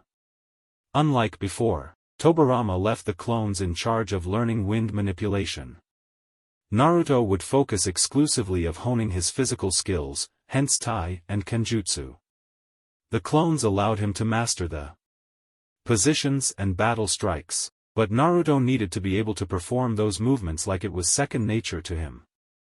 Right now, Naruto was using Kenjutsu against Tobirama while the man had two kunai. Their movements were fast, but nowhere as lethal as it would be throughout a fight. Tobirama was of course faster and much more agile, but the man held back his speed to match Naruto's. In time, Tobirama would increase his speed until he deemed Naruto's ability acceptable. Obviously, the man could not expect Naruto to become Jounin level right now. He was only 10 years old. He will grow and thus increase his strength and speed. Right now, the best Tobirama can hope for is for Naruto to learn the positions as well as learn how to read the opponent's moves. Right now, Tobirama and Naruto were fighting on top of the water, thus training Naruto's chakra control while keeping him on the move. The Naidame Hokage was impressed with the boy's tenacity in battle. Even if they were fighting at Chunin speeds, Naruto was making full use of the katas he learned, not allowing Tobirama to figure out a pattern. The boy would attack high and attack low, using his sword and his feet. If the boy learned another style, he could mix it up even more, thus not allowing the opponent time to breathe. Truly astounding was the boy's progress, but equally so was the boy's potential. The style Tobirama taught the boy revolved around speed and agility with fast and precise strikes. There was another style that Tobirama had in mind. It was the complete opposite of his, rather focusing on strength augmented by chakra. Just one punch from Hashirama was enough to break some ribs if used correctly. While Naruto did not possess perfect chakra control like his older brother possessed, it still could be adapted. Turning to the battle, both traded some blows before skidding throughout the water, making some distance. We're done for the day, Naruto. Get some rest. The blonde nodded with a smile as he left the small lake and took a seat by the margin. Tobirama could see the satisfied look on Naruto's face. The boy had grown quite a lot under his tutorship and the man was not speaking about the ninja arts. When they started training, Tobirama often had to resort to his water whips to keep the boy focused. While it seemed brutal to some, it did help keep the boy motivated. Now, it was rare to see the boy losing his concentration, thus allowing them to make full use of their time together, learning new material and even perfecting his already existing arsenal. The clones had gone, transferring their training to the real one, who then grabbed a leaf on the ground. and attempted the technique. He placed the leaf between his hands and molded wind chakra. As he saw the leaf, he smiled upon seeing that he managed to slice it halfway already. He got up and bowed at his sensei, showing respect and gratitude. "See ya tomorrow, sensei." Tobirama nodded with a smile as he saw the boy leave the cave. When Naruto left, Tobirama turned to the scroll behind him and inspected it thoroughly, seeing if he had missed anything of importance. This will be the boy's graduation gift. Tobirama had placed 100% of his knowledge inside this scroll, containing not only his entire elemental ninjutsu repertoire, but also his space-time ninjutsu techniques and even his most dark creation, the Edo Tensei technique. A technique that enabled the creator to revive the dead. Hashirama vehemently protested against the creation, and Tobirama at the time explained that he would do everything he could to better protect the village. At the time, the man firmly believed that the means were justified just as long as the end meant Konoha's survival and prosperity. For some reason, he did not wish for Naruto to learn the Edo Tensei technique. It was a vile technique, that much he knew. Tobirama wished for Naruto to receive his legacy so that it could be of use to the village. He did not wish for the kid to tamper with such knowledge. However, that did not mean that he would not teach the boy how to undo the technique. The Edo Tensei was created with the knowledge he acquired from Uzumaki Mito's teachings, which meant that the knowledge to revive the dead was in Yuzushiyo's ancient scrolls. If those scrolls were to be stolen by someone who wished to use the technique against Konoha, it was Tobirama's responsibility to teach Naruto how to undo the technique. Aside from that, it was now time to teach him a thing or two about space-time ninjutsu.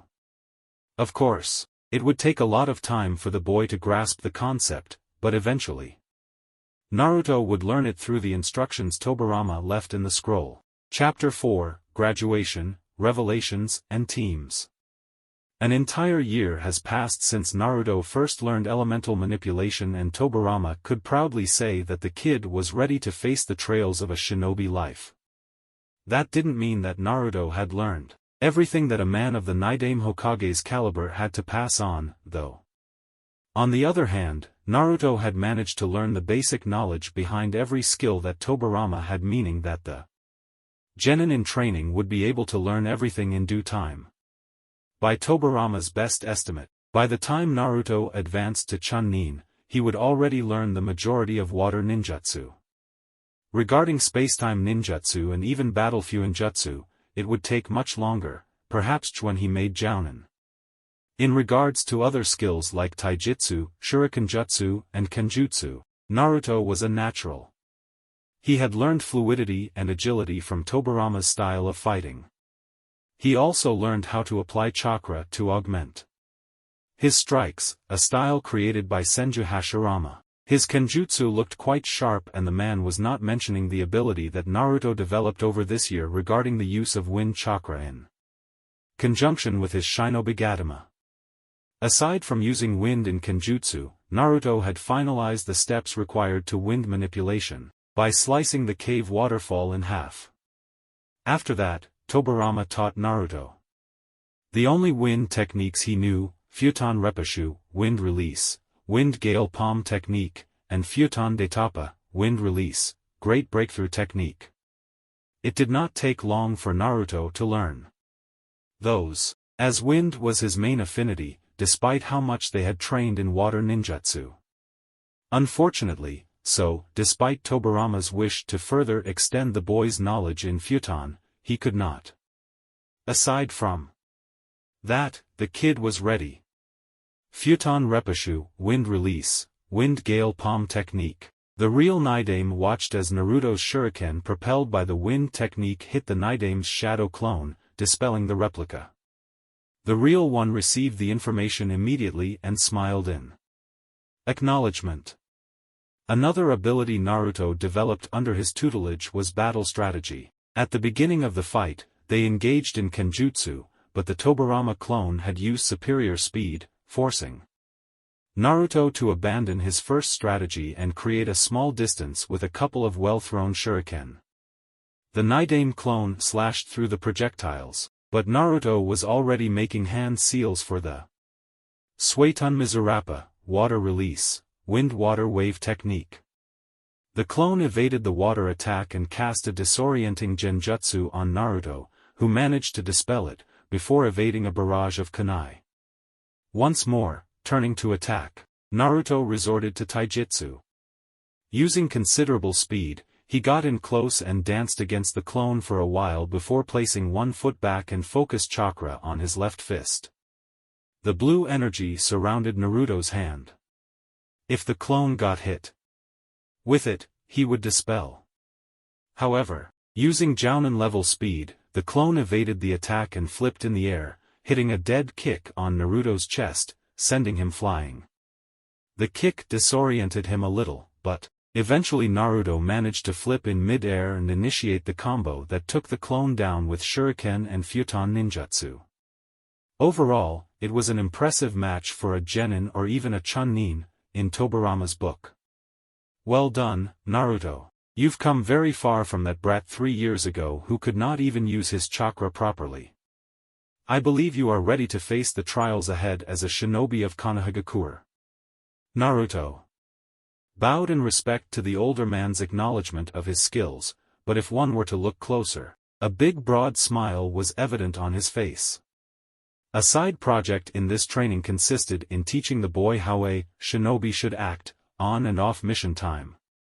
Of course, Naruto was still Naruto in personality, hence the grand smile in recognition. Naidame had just added a few points here and there. Analytical skills were tampered when emotion overruled judgment. While on the mission, emotion just did not belong. In Naidame's time, even genin were penalized for allowing emotion to jeopardize the mission. Emotion was only allowed in off-mission times. Naidame always preached about the balance between light and dark or yin and yang. He had 2 examples in the past that he constantly explained to Naruto. Sarutobi Hiruzen was the light. He could handle somewhat fine in the dark, but not as much as Tobirama preferred.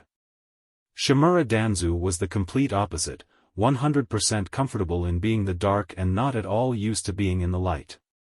Tobirama had chosen Hiruzen as the Sandaime Hokage for precisely this reason. Naruto came to learn a lot about Tobirama's strongest students in the past and how they acted in general. Lastly, but no less important, Tobirama focused on trust. A shinobi should learn that the consequences of whom he trusted.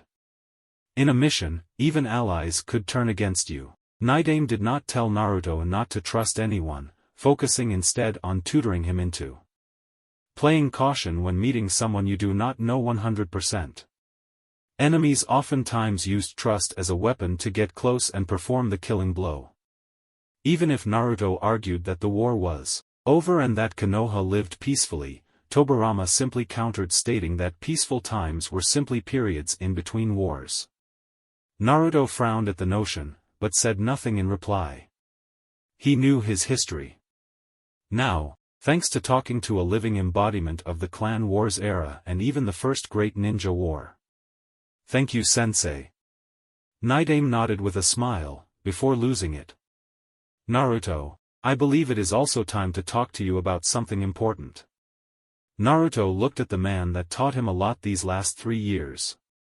He had Tobirama's attention. The Senju truly believed that Hiruzen would eventually come clean with the boy about what he contained. However, day in and day out, nothing had happened. Naruto even met the Sandaime on numerous occasions for a lunch or dinner, but the subject had never come up. Otherwise, the kid would have already asked questions about it. Naruto deserved to know about it, otherwise it could jeopardize any mission he was in. One needed to fully comprehend the scenario in order to make a proper decision, and knowing that Naruto had the Kyuubi inside him made all the difference. What is it, Tobirama-sensei? The small pause in Tobirama's speech alerted Naruto to the seriousness of the subject. Do you know what Jinchuriki are? Graduation test. Uzumaki Naruto was the first student to step inside the classroom, as today was his last day as a student. Tomorrow would be his first day as a shinobi. There was simply no way he could fail the exam. His sensei stated that the academy's standards had fallen so much that even a civilian could pass. Tobirama's words were based on the academy curriculum during the village's founding. The boy, however, cared very little about today, as the memory of yesterday was still clear inside his mind. Inside of him was the one responsible for almost destroying Konoha, killing multiple shinobi/civilians and even killing the Yondaime Hokage. As a little boy, Naruto always craved for answers. Tobirama sensei provided him with a lot of them, even if only focused on his shinobi studies. However, up to now, he had no answer regarding his treatment by the village population and even some shinobi. He would hear whispers and feel the villagers' eyes on his back, looking at him with disdain and hatred. His young mind could not think of anything that would warrant such discrimination against him, hence why he urged to receive an explanation for said treatment. He never had one, until now. He was the Jinchuriki of the feared Kyubi no Yoko. According to Tobirama sensei, Jinchuriki meant power of human sacrifice, and that some villages used to seal-tailed beasts inside shinobi and train the shinobi to become the ultimate weapon against enemies. Based on the events that occurred 13 years ago, Tobirama did not believe that Konoha had done so. However, the fact remained that the Kyubi was sealed inside Naruto and the boy could very well use the fox's chakra as his own, if nothing more, to expand Naruto's already large reserves. Tobirama also stated his wonderings about why Hiruzen, the Sandaime Hokage, had not told the boy about it. In the end, one fact was easy to conclude. The Sandaime had lied to him and did so with a purpose. Naruto even questioned the very Nidaime Hokage about why the man forgot to mention this fact 3 years ago, to which he simply stated that it was irrelevant to Naruto learning his legacy. Tobirama also informed him that because of their training, it would become much easier to control the fox's chakra in the future. Naruto came to respect the man for training him, but the only thing Tobirama ever considered relevant was Naruto's training, nothing more. Emotions, according to Tobirama, were irrelevant, hence why the man didn't even think to sugarcoat the truth to him. In actuality, Naruto did not expect anything less after expending so much time with him. He expected differently from the Sandaime, though. Before meeting Tobirama, Naruto's entire circle of trust revolved around the Sandaime Hokage. He was the only one who had ever shown kindness to the boy and was the only one who ever bothered helping him. The ramen stand owners were there for him, but only when Naruto showed up to eat. As Naruto received the paper test from Iruka, he now remembered Tobirama's lessons about trust, and sadly so, Hiruzen Sarutobi, his grandfather figure, could not be trusted completely. It certainly pained him to admit it, but it was the truth. Releasing a sigh in dismay at the situation, Naruto turned his focus exclusively on the test. Some of the questions were easy, others not so much, but Naruto went through them all, answering the easy ones fully and giving his best on the hard ones. He gave one last check on the answers he provided and even checked for hidden genjutsu. Surely, if Mizuki did it before to screw his education, then no doubt he would do it again to stop Naruto from graduating. Thankfully, his chakra was not tempered with, meaning this test was the real one. The shuriken and taijutsu tests were much easier, and Naruto took advantage of those to even the odds in case his test scores weren't good enough. Instead of hitting the usual 6 out of 10, Naruto raised the bar, going for 8, surprising everyone at the constant improvement. He even managed to take the taijutsu fight the entire 3 minutes against Iruka. With everything done, all that remained was ninjutsu. Naruto stood in front of Iruka and Mizuki as he waited for the final instructions to finalize the graduation test. Okay Naruto, last part is ninjutsu. In order to pass, you must show us 2 perfect bunshins. Naruto nodded and took his time while focusing on the specific hand seal. This time, he felt his chakra being tempered with and narrowed his eyes at such audacity. Iruka clearly had no clue and took the situation as Naruto being nervous about it. Naruto had to release the genjutsu or else he would fail the test. He had no way out, however. The genin in training was hoping to keep his skills a secret, but he had to dispel it. Still focusing on the ram hand sign, Naruto dispelled the illusion and 1 second later, 2 perfect bunshin appeared on each side. Iruka nodded in congratulations. Mizuki looked shocked at the speed between abilities, but grudgingly congratulated the newly graduated genin. Congratulations Naruto, here is your Hitai 8, wear it with pride. Naruto received it from Iruka and slightly bowed in respect. He didn't need to look at Mizuki to see the man's outraged expression.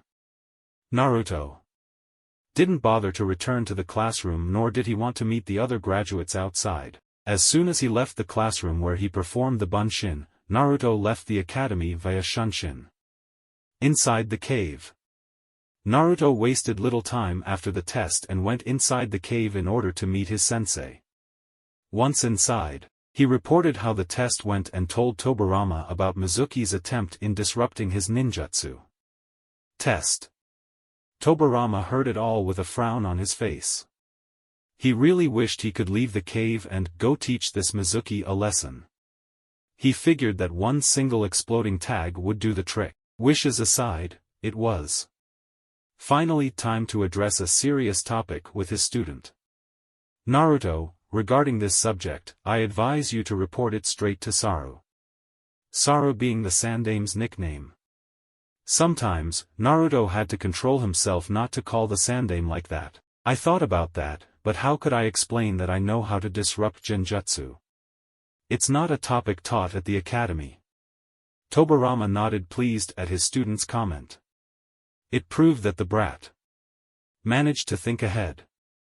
Indeed, Naruto's ability to dispel genjutsu would come as a surprise for Hiruzen, considering that as far as everyone was concerned, Naruto's sudden leap of skill was a simple consequence of Naruto dedicating to his studies. It was precisely for this reason that Naruto had never shown anything in the academy that wasn't a part of the school curriculum.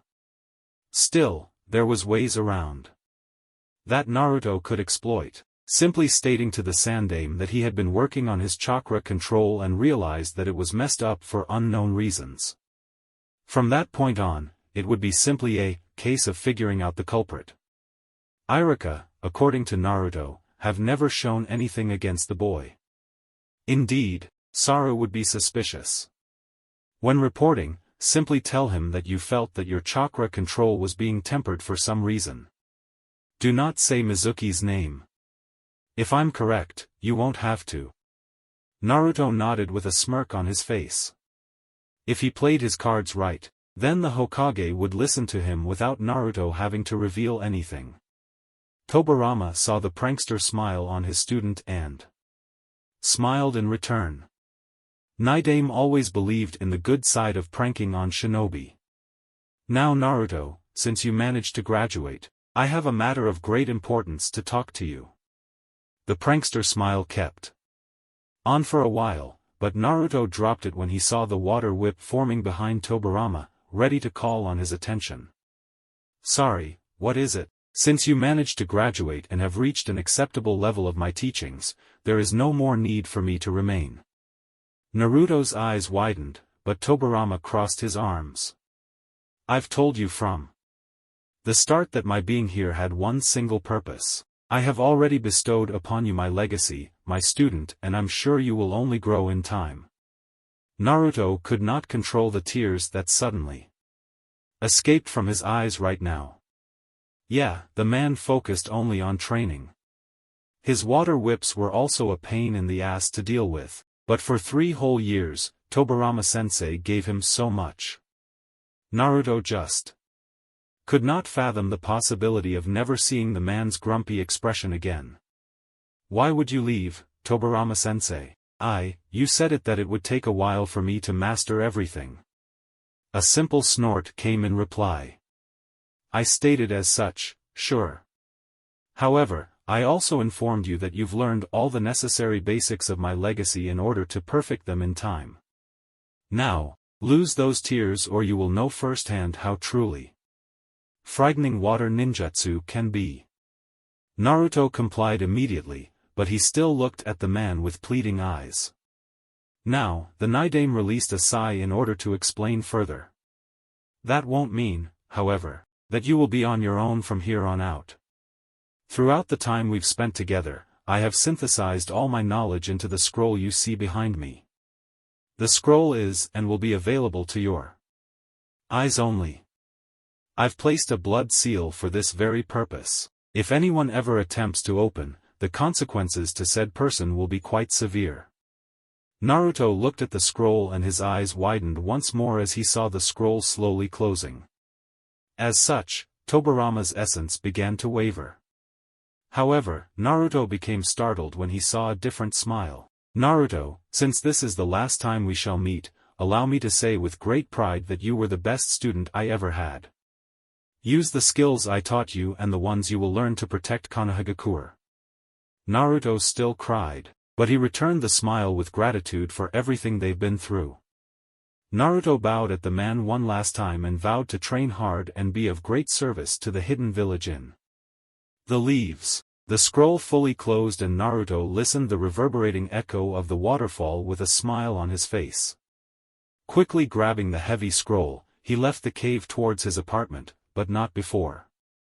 He bowed one last time to the man he came to respect even more than the Yondaime Hokage. With the Hokage, like Tobirama instructed, Naruto appeared before the Sandaime and told him about the events of his exam. He was there to take a picture of his shinobi file as well. So let me get this straight, Naruto-kun, when you had your ninjutsu test, you felt that your chakra was tampered with. And that despite it all, you managed to complete the technique to graduate. Naruto simply nodded at the conclusion, saying nothing else. He also kept his composure under Hiruzen's leveled stare. Strangely so, it looked similar to Tobirama's. Naruto silently mused that Hiruzen's actions as Hokage mirrored his predecessor. This is a serious accusation, Naruto-kun. So I must ask once more, are you certain of what you felt? I know you have improved greatly since our talk 3 years ago, but you do have a large chakra capacity. Naruto felt the urge to scream at the man for the very reason he had a large chakra pool, but maintained a clear head.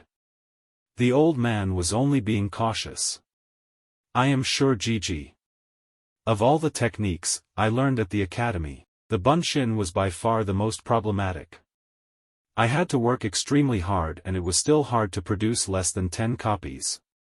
I had spent no less than 6 months reducing it one by one, until I could produce one bunshin. When I performed the technique in front of Iruka-sensei and Mizuki-sensei, I felt the same as when I could only produce 10 clones. Hiruzen kept the stare for a while, before he nodded at the kid. Surely, for someone with such large chakra capacity, producing 2 bunshin was the equivalent to a normal shinobi using medical ninjutsu. Releasing a sigh, he smiled to the boy. Okay Naruto, I don't doubt you. I will look into this matter. Now, it fills me with pride to see you graduating. No doubt, you worked hard and earned the headband. Thank you Gigi. Just you wait and see, I will take that hat of yours in no time. Hiruzen chuckled warmly, before seeing Naruto leave his office.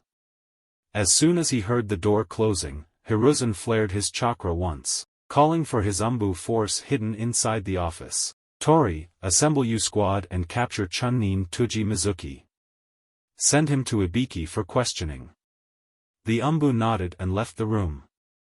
Hiruzen found Naruto's news troubling and only 2 people could have tampered with Naruto's exam, those being Iruka or Mizuki. Iruka's record was beyond reproach, as the man would constantly smile upon reporting on Naruto's improvement. Mizuki's record, on the other hand, was not entirely clean. Hiruzen feared that messing with Naruto's test scores was the least of the worries that was soon to come. Next day, after delivering the Hitayatesh to the genin, Yumano Irika went home in order to figure out the genin teams. He had to think long and hard in order to form cohesive genin units. If for instance Naruto became the dead last like he was 3 years ago, Irika's job would be quite simple. Now, however, it seemed that it would be impossible to divide the genin, using a single mission spec in mind. Konoha had many types of missions, but all of them were combined into 3 major categories. Frontline fighting/escort, tracking/infiltration and demolition/interrogation. Many clan members who graduated this year were better suited for particular mission categories. Hyuga, Inuzuka and Aburame members tended to be more efficient in tracking/infiltration, while Akimichi, Yamanaka and Nara members were more suited for demolition/interrogation. Hyuga Hinata, Inuzuka Kiba and Aburame Shino would form a nice team for tracking/infiltration. Yamanaka Ino, Akimichi Chuji and Nara Shikamaru would form a nice team for demolition/interrogation. Uchiha Sasuke, Haruno Sakura and Uzumaki Naruto would form a team of frontline and escort. This division took into account that the Rookie of the Year would form a team with the dead last and the best kunoichi. Now, since Naruto rose from dead last to the top 10 students, Irika had no other choice other than to mix the 3 teams. The other graduates were easier to form, hence why Irika focused on the 3 teams. Sasuke became the Rookie of the Year and Haruno Sakura was the best kunoichi of his classroom. With that in mind, Irika looked at the bottom of the classroom, those being Nara Shikamaru and Inuzuka Kiba. There was no doubt in his mind that Shikamaru was a genius. The boy was so lazy, however, that he only placed enough effort to reach the minimal scores needed to pass. Inuzuka Kiba's grades showed more reality, hence why Irika smiled upon forming the first team. No doubt, Kiba and Sasuke will be the frontline fighters and Sakura will act as support from long range. Now, on to the rest. Yamanaka Ino's set of skills would focus mainly on her clan techniques, meaning that she would need muscle to protect her. Akimichi Chuji would fit in nicely as those two knew each other since birth. The third member of this team would have to be someone who could act as the strategist and provide long-range support if needed be. Nara Shikamaru would fit the third spot, Irika mused. For some reason, however, he could not move on to the last team. Sure, with Shikamaru, Irika could formulate the next generation of the Ino Shikacho team, a combination that had proven deadly for generations. However, Irika could also see a good coordination in placing Aburame Shino with Ino and Chuji. The Aburame heir was actually the second best male student, behind Sasuke. Also, Irika had worked plenty with Aburame clan members to know how they tended to act in missions. Nara Shikamaru, Hyuga Hinata and Uzumaki Naruto would form the third and last team. Hinata with the Byakugan and the Juken would act as close-range fighter.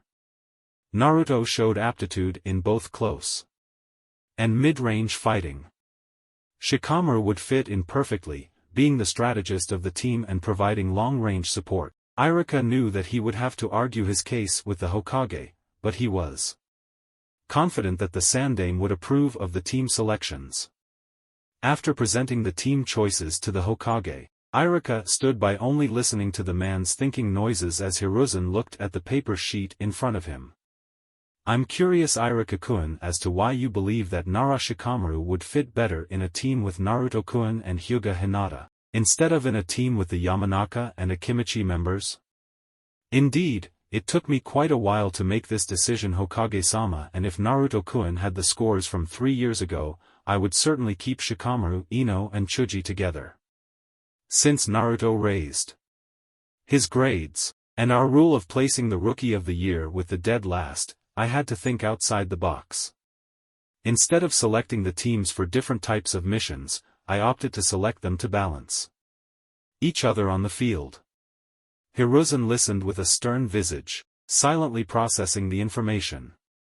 Iruka's thought process was correct in terms of balance, but the Hokage wondered if the concept was correct. Normally, the Hokage would require specific teams for specific missions. If a mission required infiltration, he would send a team specialized in infiltration. However, many times in the past, he witnessed teams that were ill-prepared to handle themselves in case the unexpected happened.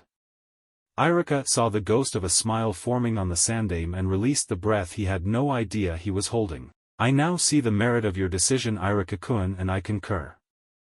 Although our norm is to form specialized units, as per the Shodaime's teachings, we have a great number of missions that don't turn out as expected. The team must be well balanced. I'll be sure to explain this to Inoichi, Chuza and Shikaku-san. They stated their intents in having their offspring form the next generation of the Ino Shikacho team. Now, I'll be assigning the Jounin sensei for the teams. I appreciate the fine job. Iruka beamed at the praise, before getting up from his seat. As he was about to leave the room, however, Sandaime called him back for a different manner. Something else you need from me, Hokage-sama? Sandaime nodded as the Chunin retook his seat. I'm afraid so, Iruka-kun. Yesterday, I received a complaint from Naruto-kun that someone had tampered with his chakra during the ninjutsu test. Iruka's eyes widened at that, but he kept on listening. I'm sure your record is beyond reproach. I had conducted a subtle investigation regarding your fellow teacher, Mizuki. We found out that he had indeed attempted to ruin Naruto's chances of graduating by casting a subtle disorienting genjutsu on him. While Naruto was affected by it, he managed to perform the technique and passed. Hiruzen had found out quite a lot of Mizuki's misdeeds, but Iruka didn't need to know them. Iruka could not help but look to the ground in shame for not noticing this. Every time, Naruto would complain about unfairness and he would dismiss it because of the boy's prankster side. A side of Iruka believed that Mizuki would change in time, but I should have seen Mizuki's actions, Hokage-sama. I'm to blame for this situation. Hiruzen nodded. While it's true that you should have, the consequences were averted by Naruto-kun himself, so no harm was done to him at least. I trust that you shall pay close attention from now on. Iruka bowed in acknowledgement, before leaving the office. Even if Mizuki was in fact an agent from Orochimaru and had received training to rival Jounin, Iruka was also a high-level Chunin and should have sensed Mizuki's chakra invading Naruto's. That thought aside, the fact that Orochimaru was after the Kenjutsu scroll troubled the Sandaime. He needed to look into this fast. Quickly writing a letter, Hiruzen ordered it delivered immediately to the one responsible for running Konoha's spy network and member of the Sannin, Jiraiya. Who better to spy on Orochimaru than the man's former teammate? 2 days passed since the Genin test and those who graduated now stood inside the classroom waiting for Iruka-sensei to arrive. Everyone was busy chatting amicably, telling how excited they were at finally graduating. Naruto simply remained in his seat, wondering about things in general. He wondered if the Sandaime did something to Mizuki after his complaint. He wondered who his team would be and who would be his Jounin sensei. Above all, he wondered about his work ethic, now that he didn't have Tobirama sensei to tutor him and arrange his training schedule. He did read the Nidaime's scroll last night and saw many skills he had to learn. Advanced water ninjutsu, new katas for both taijutsu and kenjutsu styles, genjutsu techniques, fuinjutsu knowledge and spacetime ninjutsu that Naruto could barely understand, outside the basics provided by the Nidaime. For now, Naruto figured that taijutsu, kenjutsu and water ninjutsu took precedence. He needed to train his futon skills as well, but he wouldn't find much in the library. He could use a couple of genjutsu as well. The rest he could figure out later. Fuinjutsu and spacetime ninjutsu were too complex for him to attempt before reaching the level of Chunin. Naruto didn't bother to notice that some of his classmates were staring at him. He knew that people would notice his new uniform choice. There was a reason that Naruto chose to keep the same clothes all the time. He needed to be inconspicuous from the crowd, so as not to attract too much attention. Now that he graduated, he needed to wear something that was practical and would not hinder him in a mission. He focused on light colors so that the enemy would not spot his presence. His new outfit consisted of umbu-style boots and dark blue pants followed by a light green t-shirt. Dark blue forearms covered his wrists, completing his new wardrobe. The sword he received from the Sandaime was strapped on his waist. Said outfit would have cost him a fortune, had he not bothered to use a simple henge to dye his hair black and hide the whisker marks.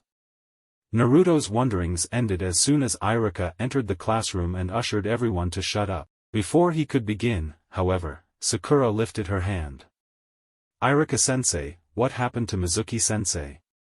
Naruto perked at the question and looked at the man's eyes with a smile on his face. He didn't need to hear the answer to conclude what happened. Mizuki is otherwise occupied Sakura and won't be able to make it. Now, listen up all of you, to everyone here who now wear the Konoha headband, congratulations. All of you worked hard to become genin. And I'm sure that you will only grow. Know that this is just the beginning of your careers, however. The Academy's goal is to better prepare you for the shinobi life out there. Naruto had to snort at that, remembering what Tobirama thought about it. With that out of the way, you'll be forming a 3-man cell team under the leadership of a Jounin sensei. I now shall announce the genin teams and the names of the Jounin, so listen up. Team 1. Naruto blocked the names out, until he would hear his name. It would be irrelevant to pay attention right now. Team 7 is composed of Uchiha Sasuke, Inuzuka Kiba and Haruno Sakura. Your Jounin sensei is Hatake Kakashi. At the mention, Yamanaka Ino deflated on her desk while Haruno Sakura gloated. Team 8 is composed of Akimichi Chuji, Yamanaka Ino and Aburame Shino. Your Jounin sensei is Yuhei Kurenai. Once more, Yamanaka Ino complained at having to be in a team with a guy who housed bugs. Team 9 is already in operation, so Team 10 is composed of Hyuga Hinata, Nara Shikamaru and Uzumaki Naruto. Your Jounin sensei is Sarutobi Asuma. Naruto nodded at the names.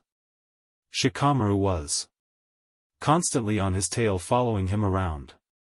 Now that Naruto didn't need to hold back his skills, it was no problem. Of course, he would not use elemental ninjutsu for now, but he had taijutsu and kenjutsu to rely on most missions he would undertake. He had nothing against Hinata and fighting alongside a Hyuga was a plus in his book. He did wonder about the name of his Jounin sensei. Sarutobi Asuma meant that the Jounin was related to the Sandaime Hokage. After Iruka finished announcing the teams, he released everyone for lunch and telling them to come back in 2 hours to meet their Jounin sensei. Naruto saw Shikamaru mutter his favorite word and then walked up the class stairs to face Naruto. As troublesome as it is, I think it would be best if we had lunch together to learn about each other a bit more. Naruto nodded at the Nara clan member. Sure, what about you Hinata? Are you in? The girl happened to be seating next to Naruto and blushed like a tomato at being addressed by her crush. Throughout the last 3 years of the academy, Hinata always tried to search for Naruto. Before, she was always able to follow him when he went to train or when he searched for the sites in Konoha. She considered herself weak and she had used Naruto's determination as a drive for her to feel better. Now as Naruto had improved greatly during the academy, she could not help but feel down. Sure, she was happy for him and all, but for some reason, she could no longer see the same qualities she saw back then. To her that Naruto died and another took his place. Looking at his eyes, Hinata could no longer see the glow that she was drawn to in the past. Now, the look resembled a more reserved and collected human being. Ramen stand. The newly formed team left the academy towards the ramen stand as per Naruto's suggestion. Shikamaru found it too troublesome to argue and Hinata didn't mind. Once everyone ordered the respective dishes, Shikamaru turned to Naruto in order to study the troublesome blonde for a good 10 seconds. What he saw staggered him. Naruto's improvement at the academy was shocking enough, but this one before him had changed even more. His posture exuded confidence and he could see that the boy was always alert to his surroundings, even if Naruto appeared busy eating his noodles. The clothes change was a bonus to the huge question mark inside Shikamaru's head. If it was one activity that Shikamaru enjoyed, it was solving a mystery, something that even his high IQ could not solve right away. He needed to solve the riddle that was Uzumaki Naruto, and he had found the first item to focus on. Say Naruto, what's with the sword? I had no idea you used one. Naruto finished eating and looked at Shikamaru before looking at the sword. It was a gift from the Sandaime Hokage after I managed to improve my grades. I've been practicing with it for 2 years now, I think. I just didn't bother to bring it to the academy, since I wouldn't use it. Quite impressive how you improved in such a short time. I almost dare say that you just pretended to suck at the beginning. Naruto released a long laugh at the comment. If only they knew. I did suck back then for sure. Back then, I had a long talk with the Sandaime and he explained to me that if I were to aim the Hokage position, it was imperative that I worked hard at the academy, to master the basics. Let me tell you, at first, the academy books were like a foreign language to me. I had to purchase a dictionary just so that I could understand what the book said. Also, there was the fact about my chakra capacity. What about your chakra? This time it was Hinata who asked. Naruto was laughing like a hyena from the inside. His sensei would be proud of him for directing the conversation. At first, when we started learning ninjutsu, the kawarimi and the henge became easy enough with practice. However, for the life of me, I couldn't perform the bunshin. It turned out that the reason I could not perform it was because I happened to have a large chakra capacity and not enough control. Because of this, I went to the Hokage for tips and he taught me how to improve my control. From that point on, with enough hard work, I managed to perform the technique and improve my grades. Funny, isn't it? Shikamaru merely frowned at the new information and wondered why neither of the teachers bothered to point this to Naruto. The academy measured the amount of chakra of all the students. He was about to ask Naruto more questions, when Naruto opened his mouth. But enough about me, though. Tell me, Shikamaru, how was it that your scores were so low? I found a history book in the library and it said the Nara clan were known for their high intellect. It was too troublesome. I placed enough effort to pass. I don't have any qualms about showing off and I certainly don't aspire much in the future to really apply myself beyond the bare minimum.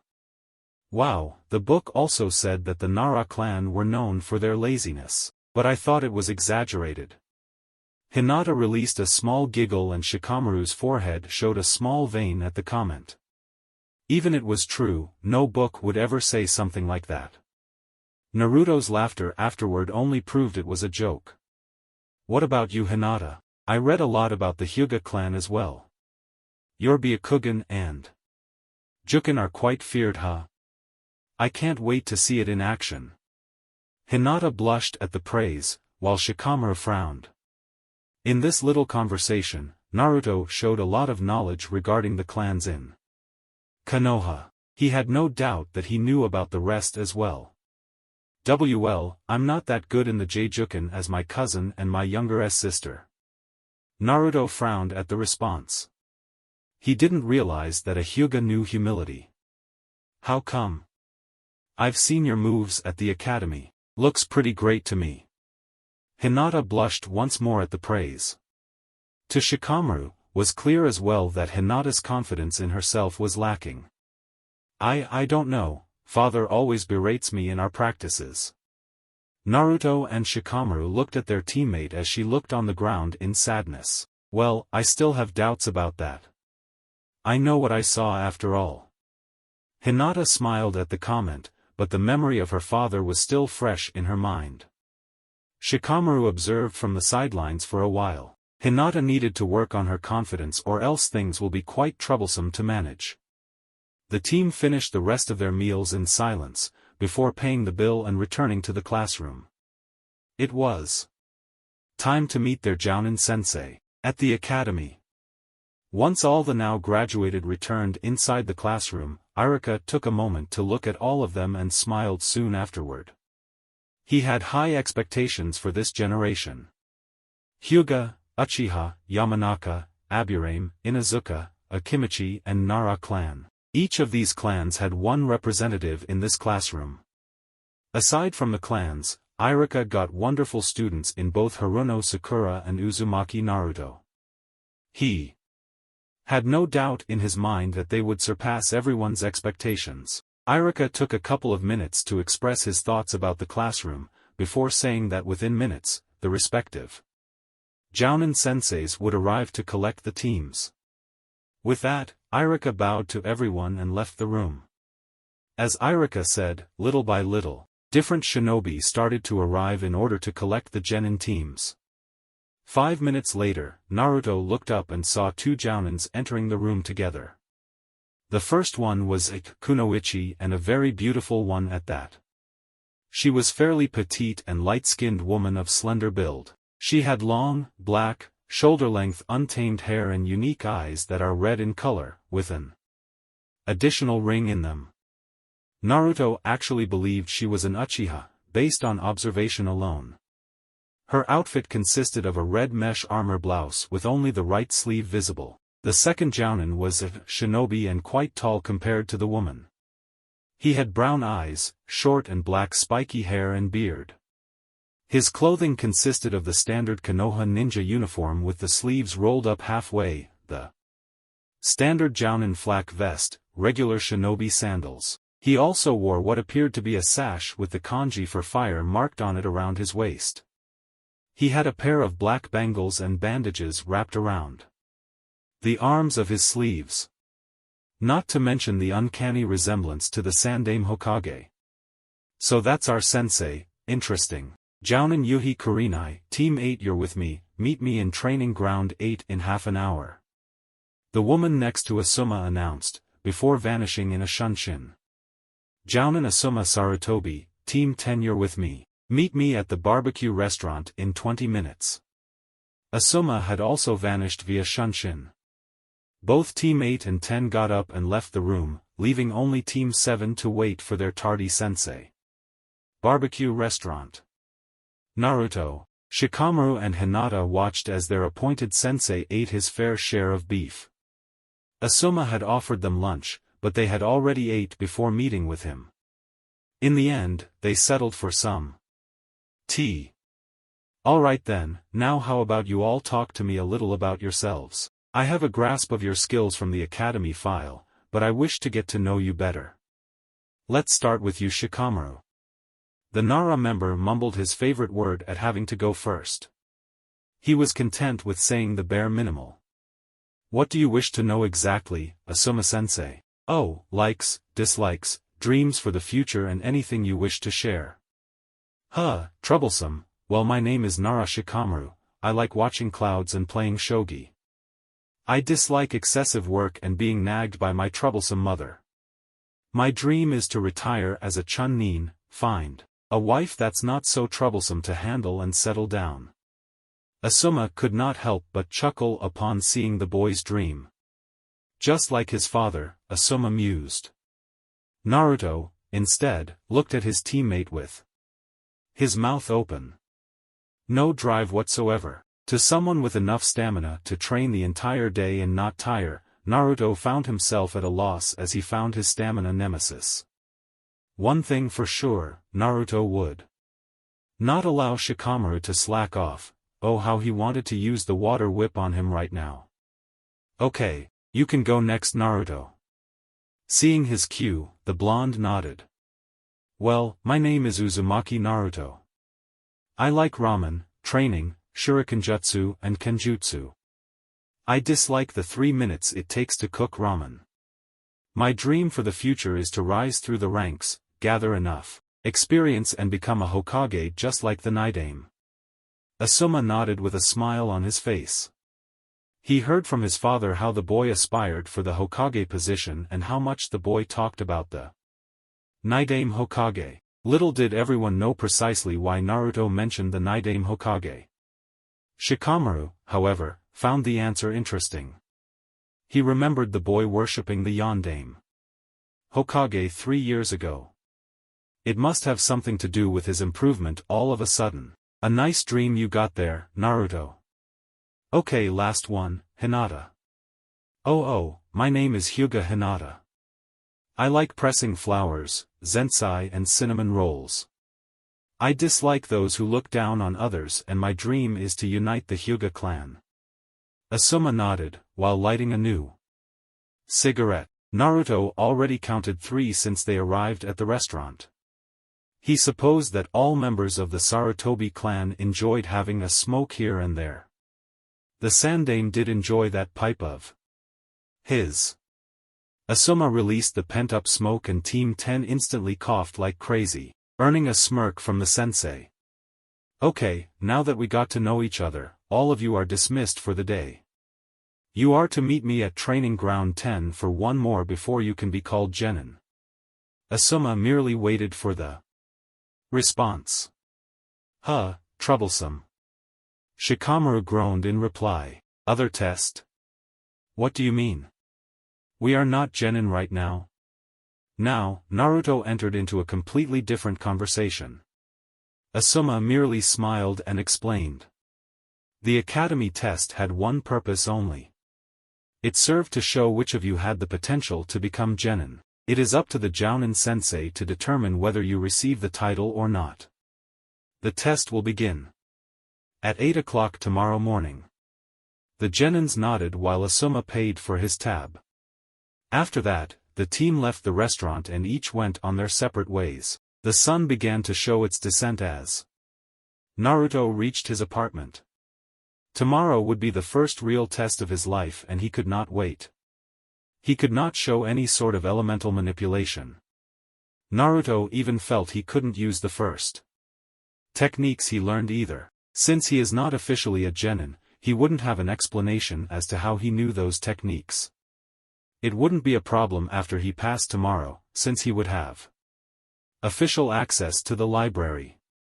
For now, only taijutsu, shuriken and kenjutsu, unfortunately. Not to mention abusing the kawarimi. Thank you for watching the video, and comment down below if you want to see the next part. And of course, like, subscribe and turn on post notifications, and I'll see you in the next video.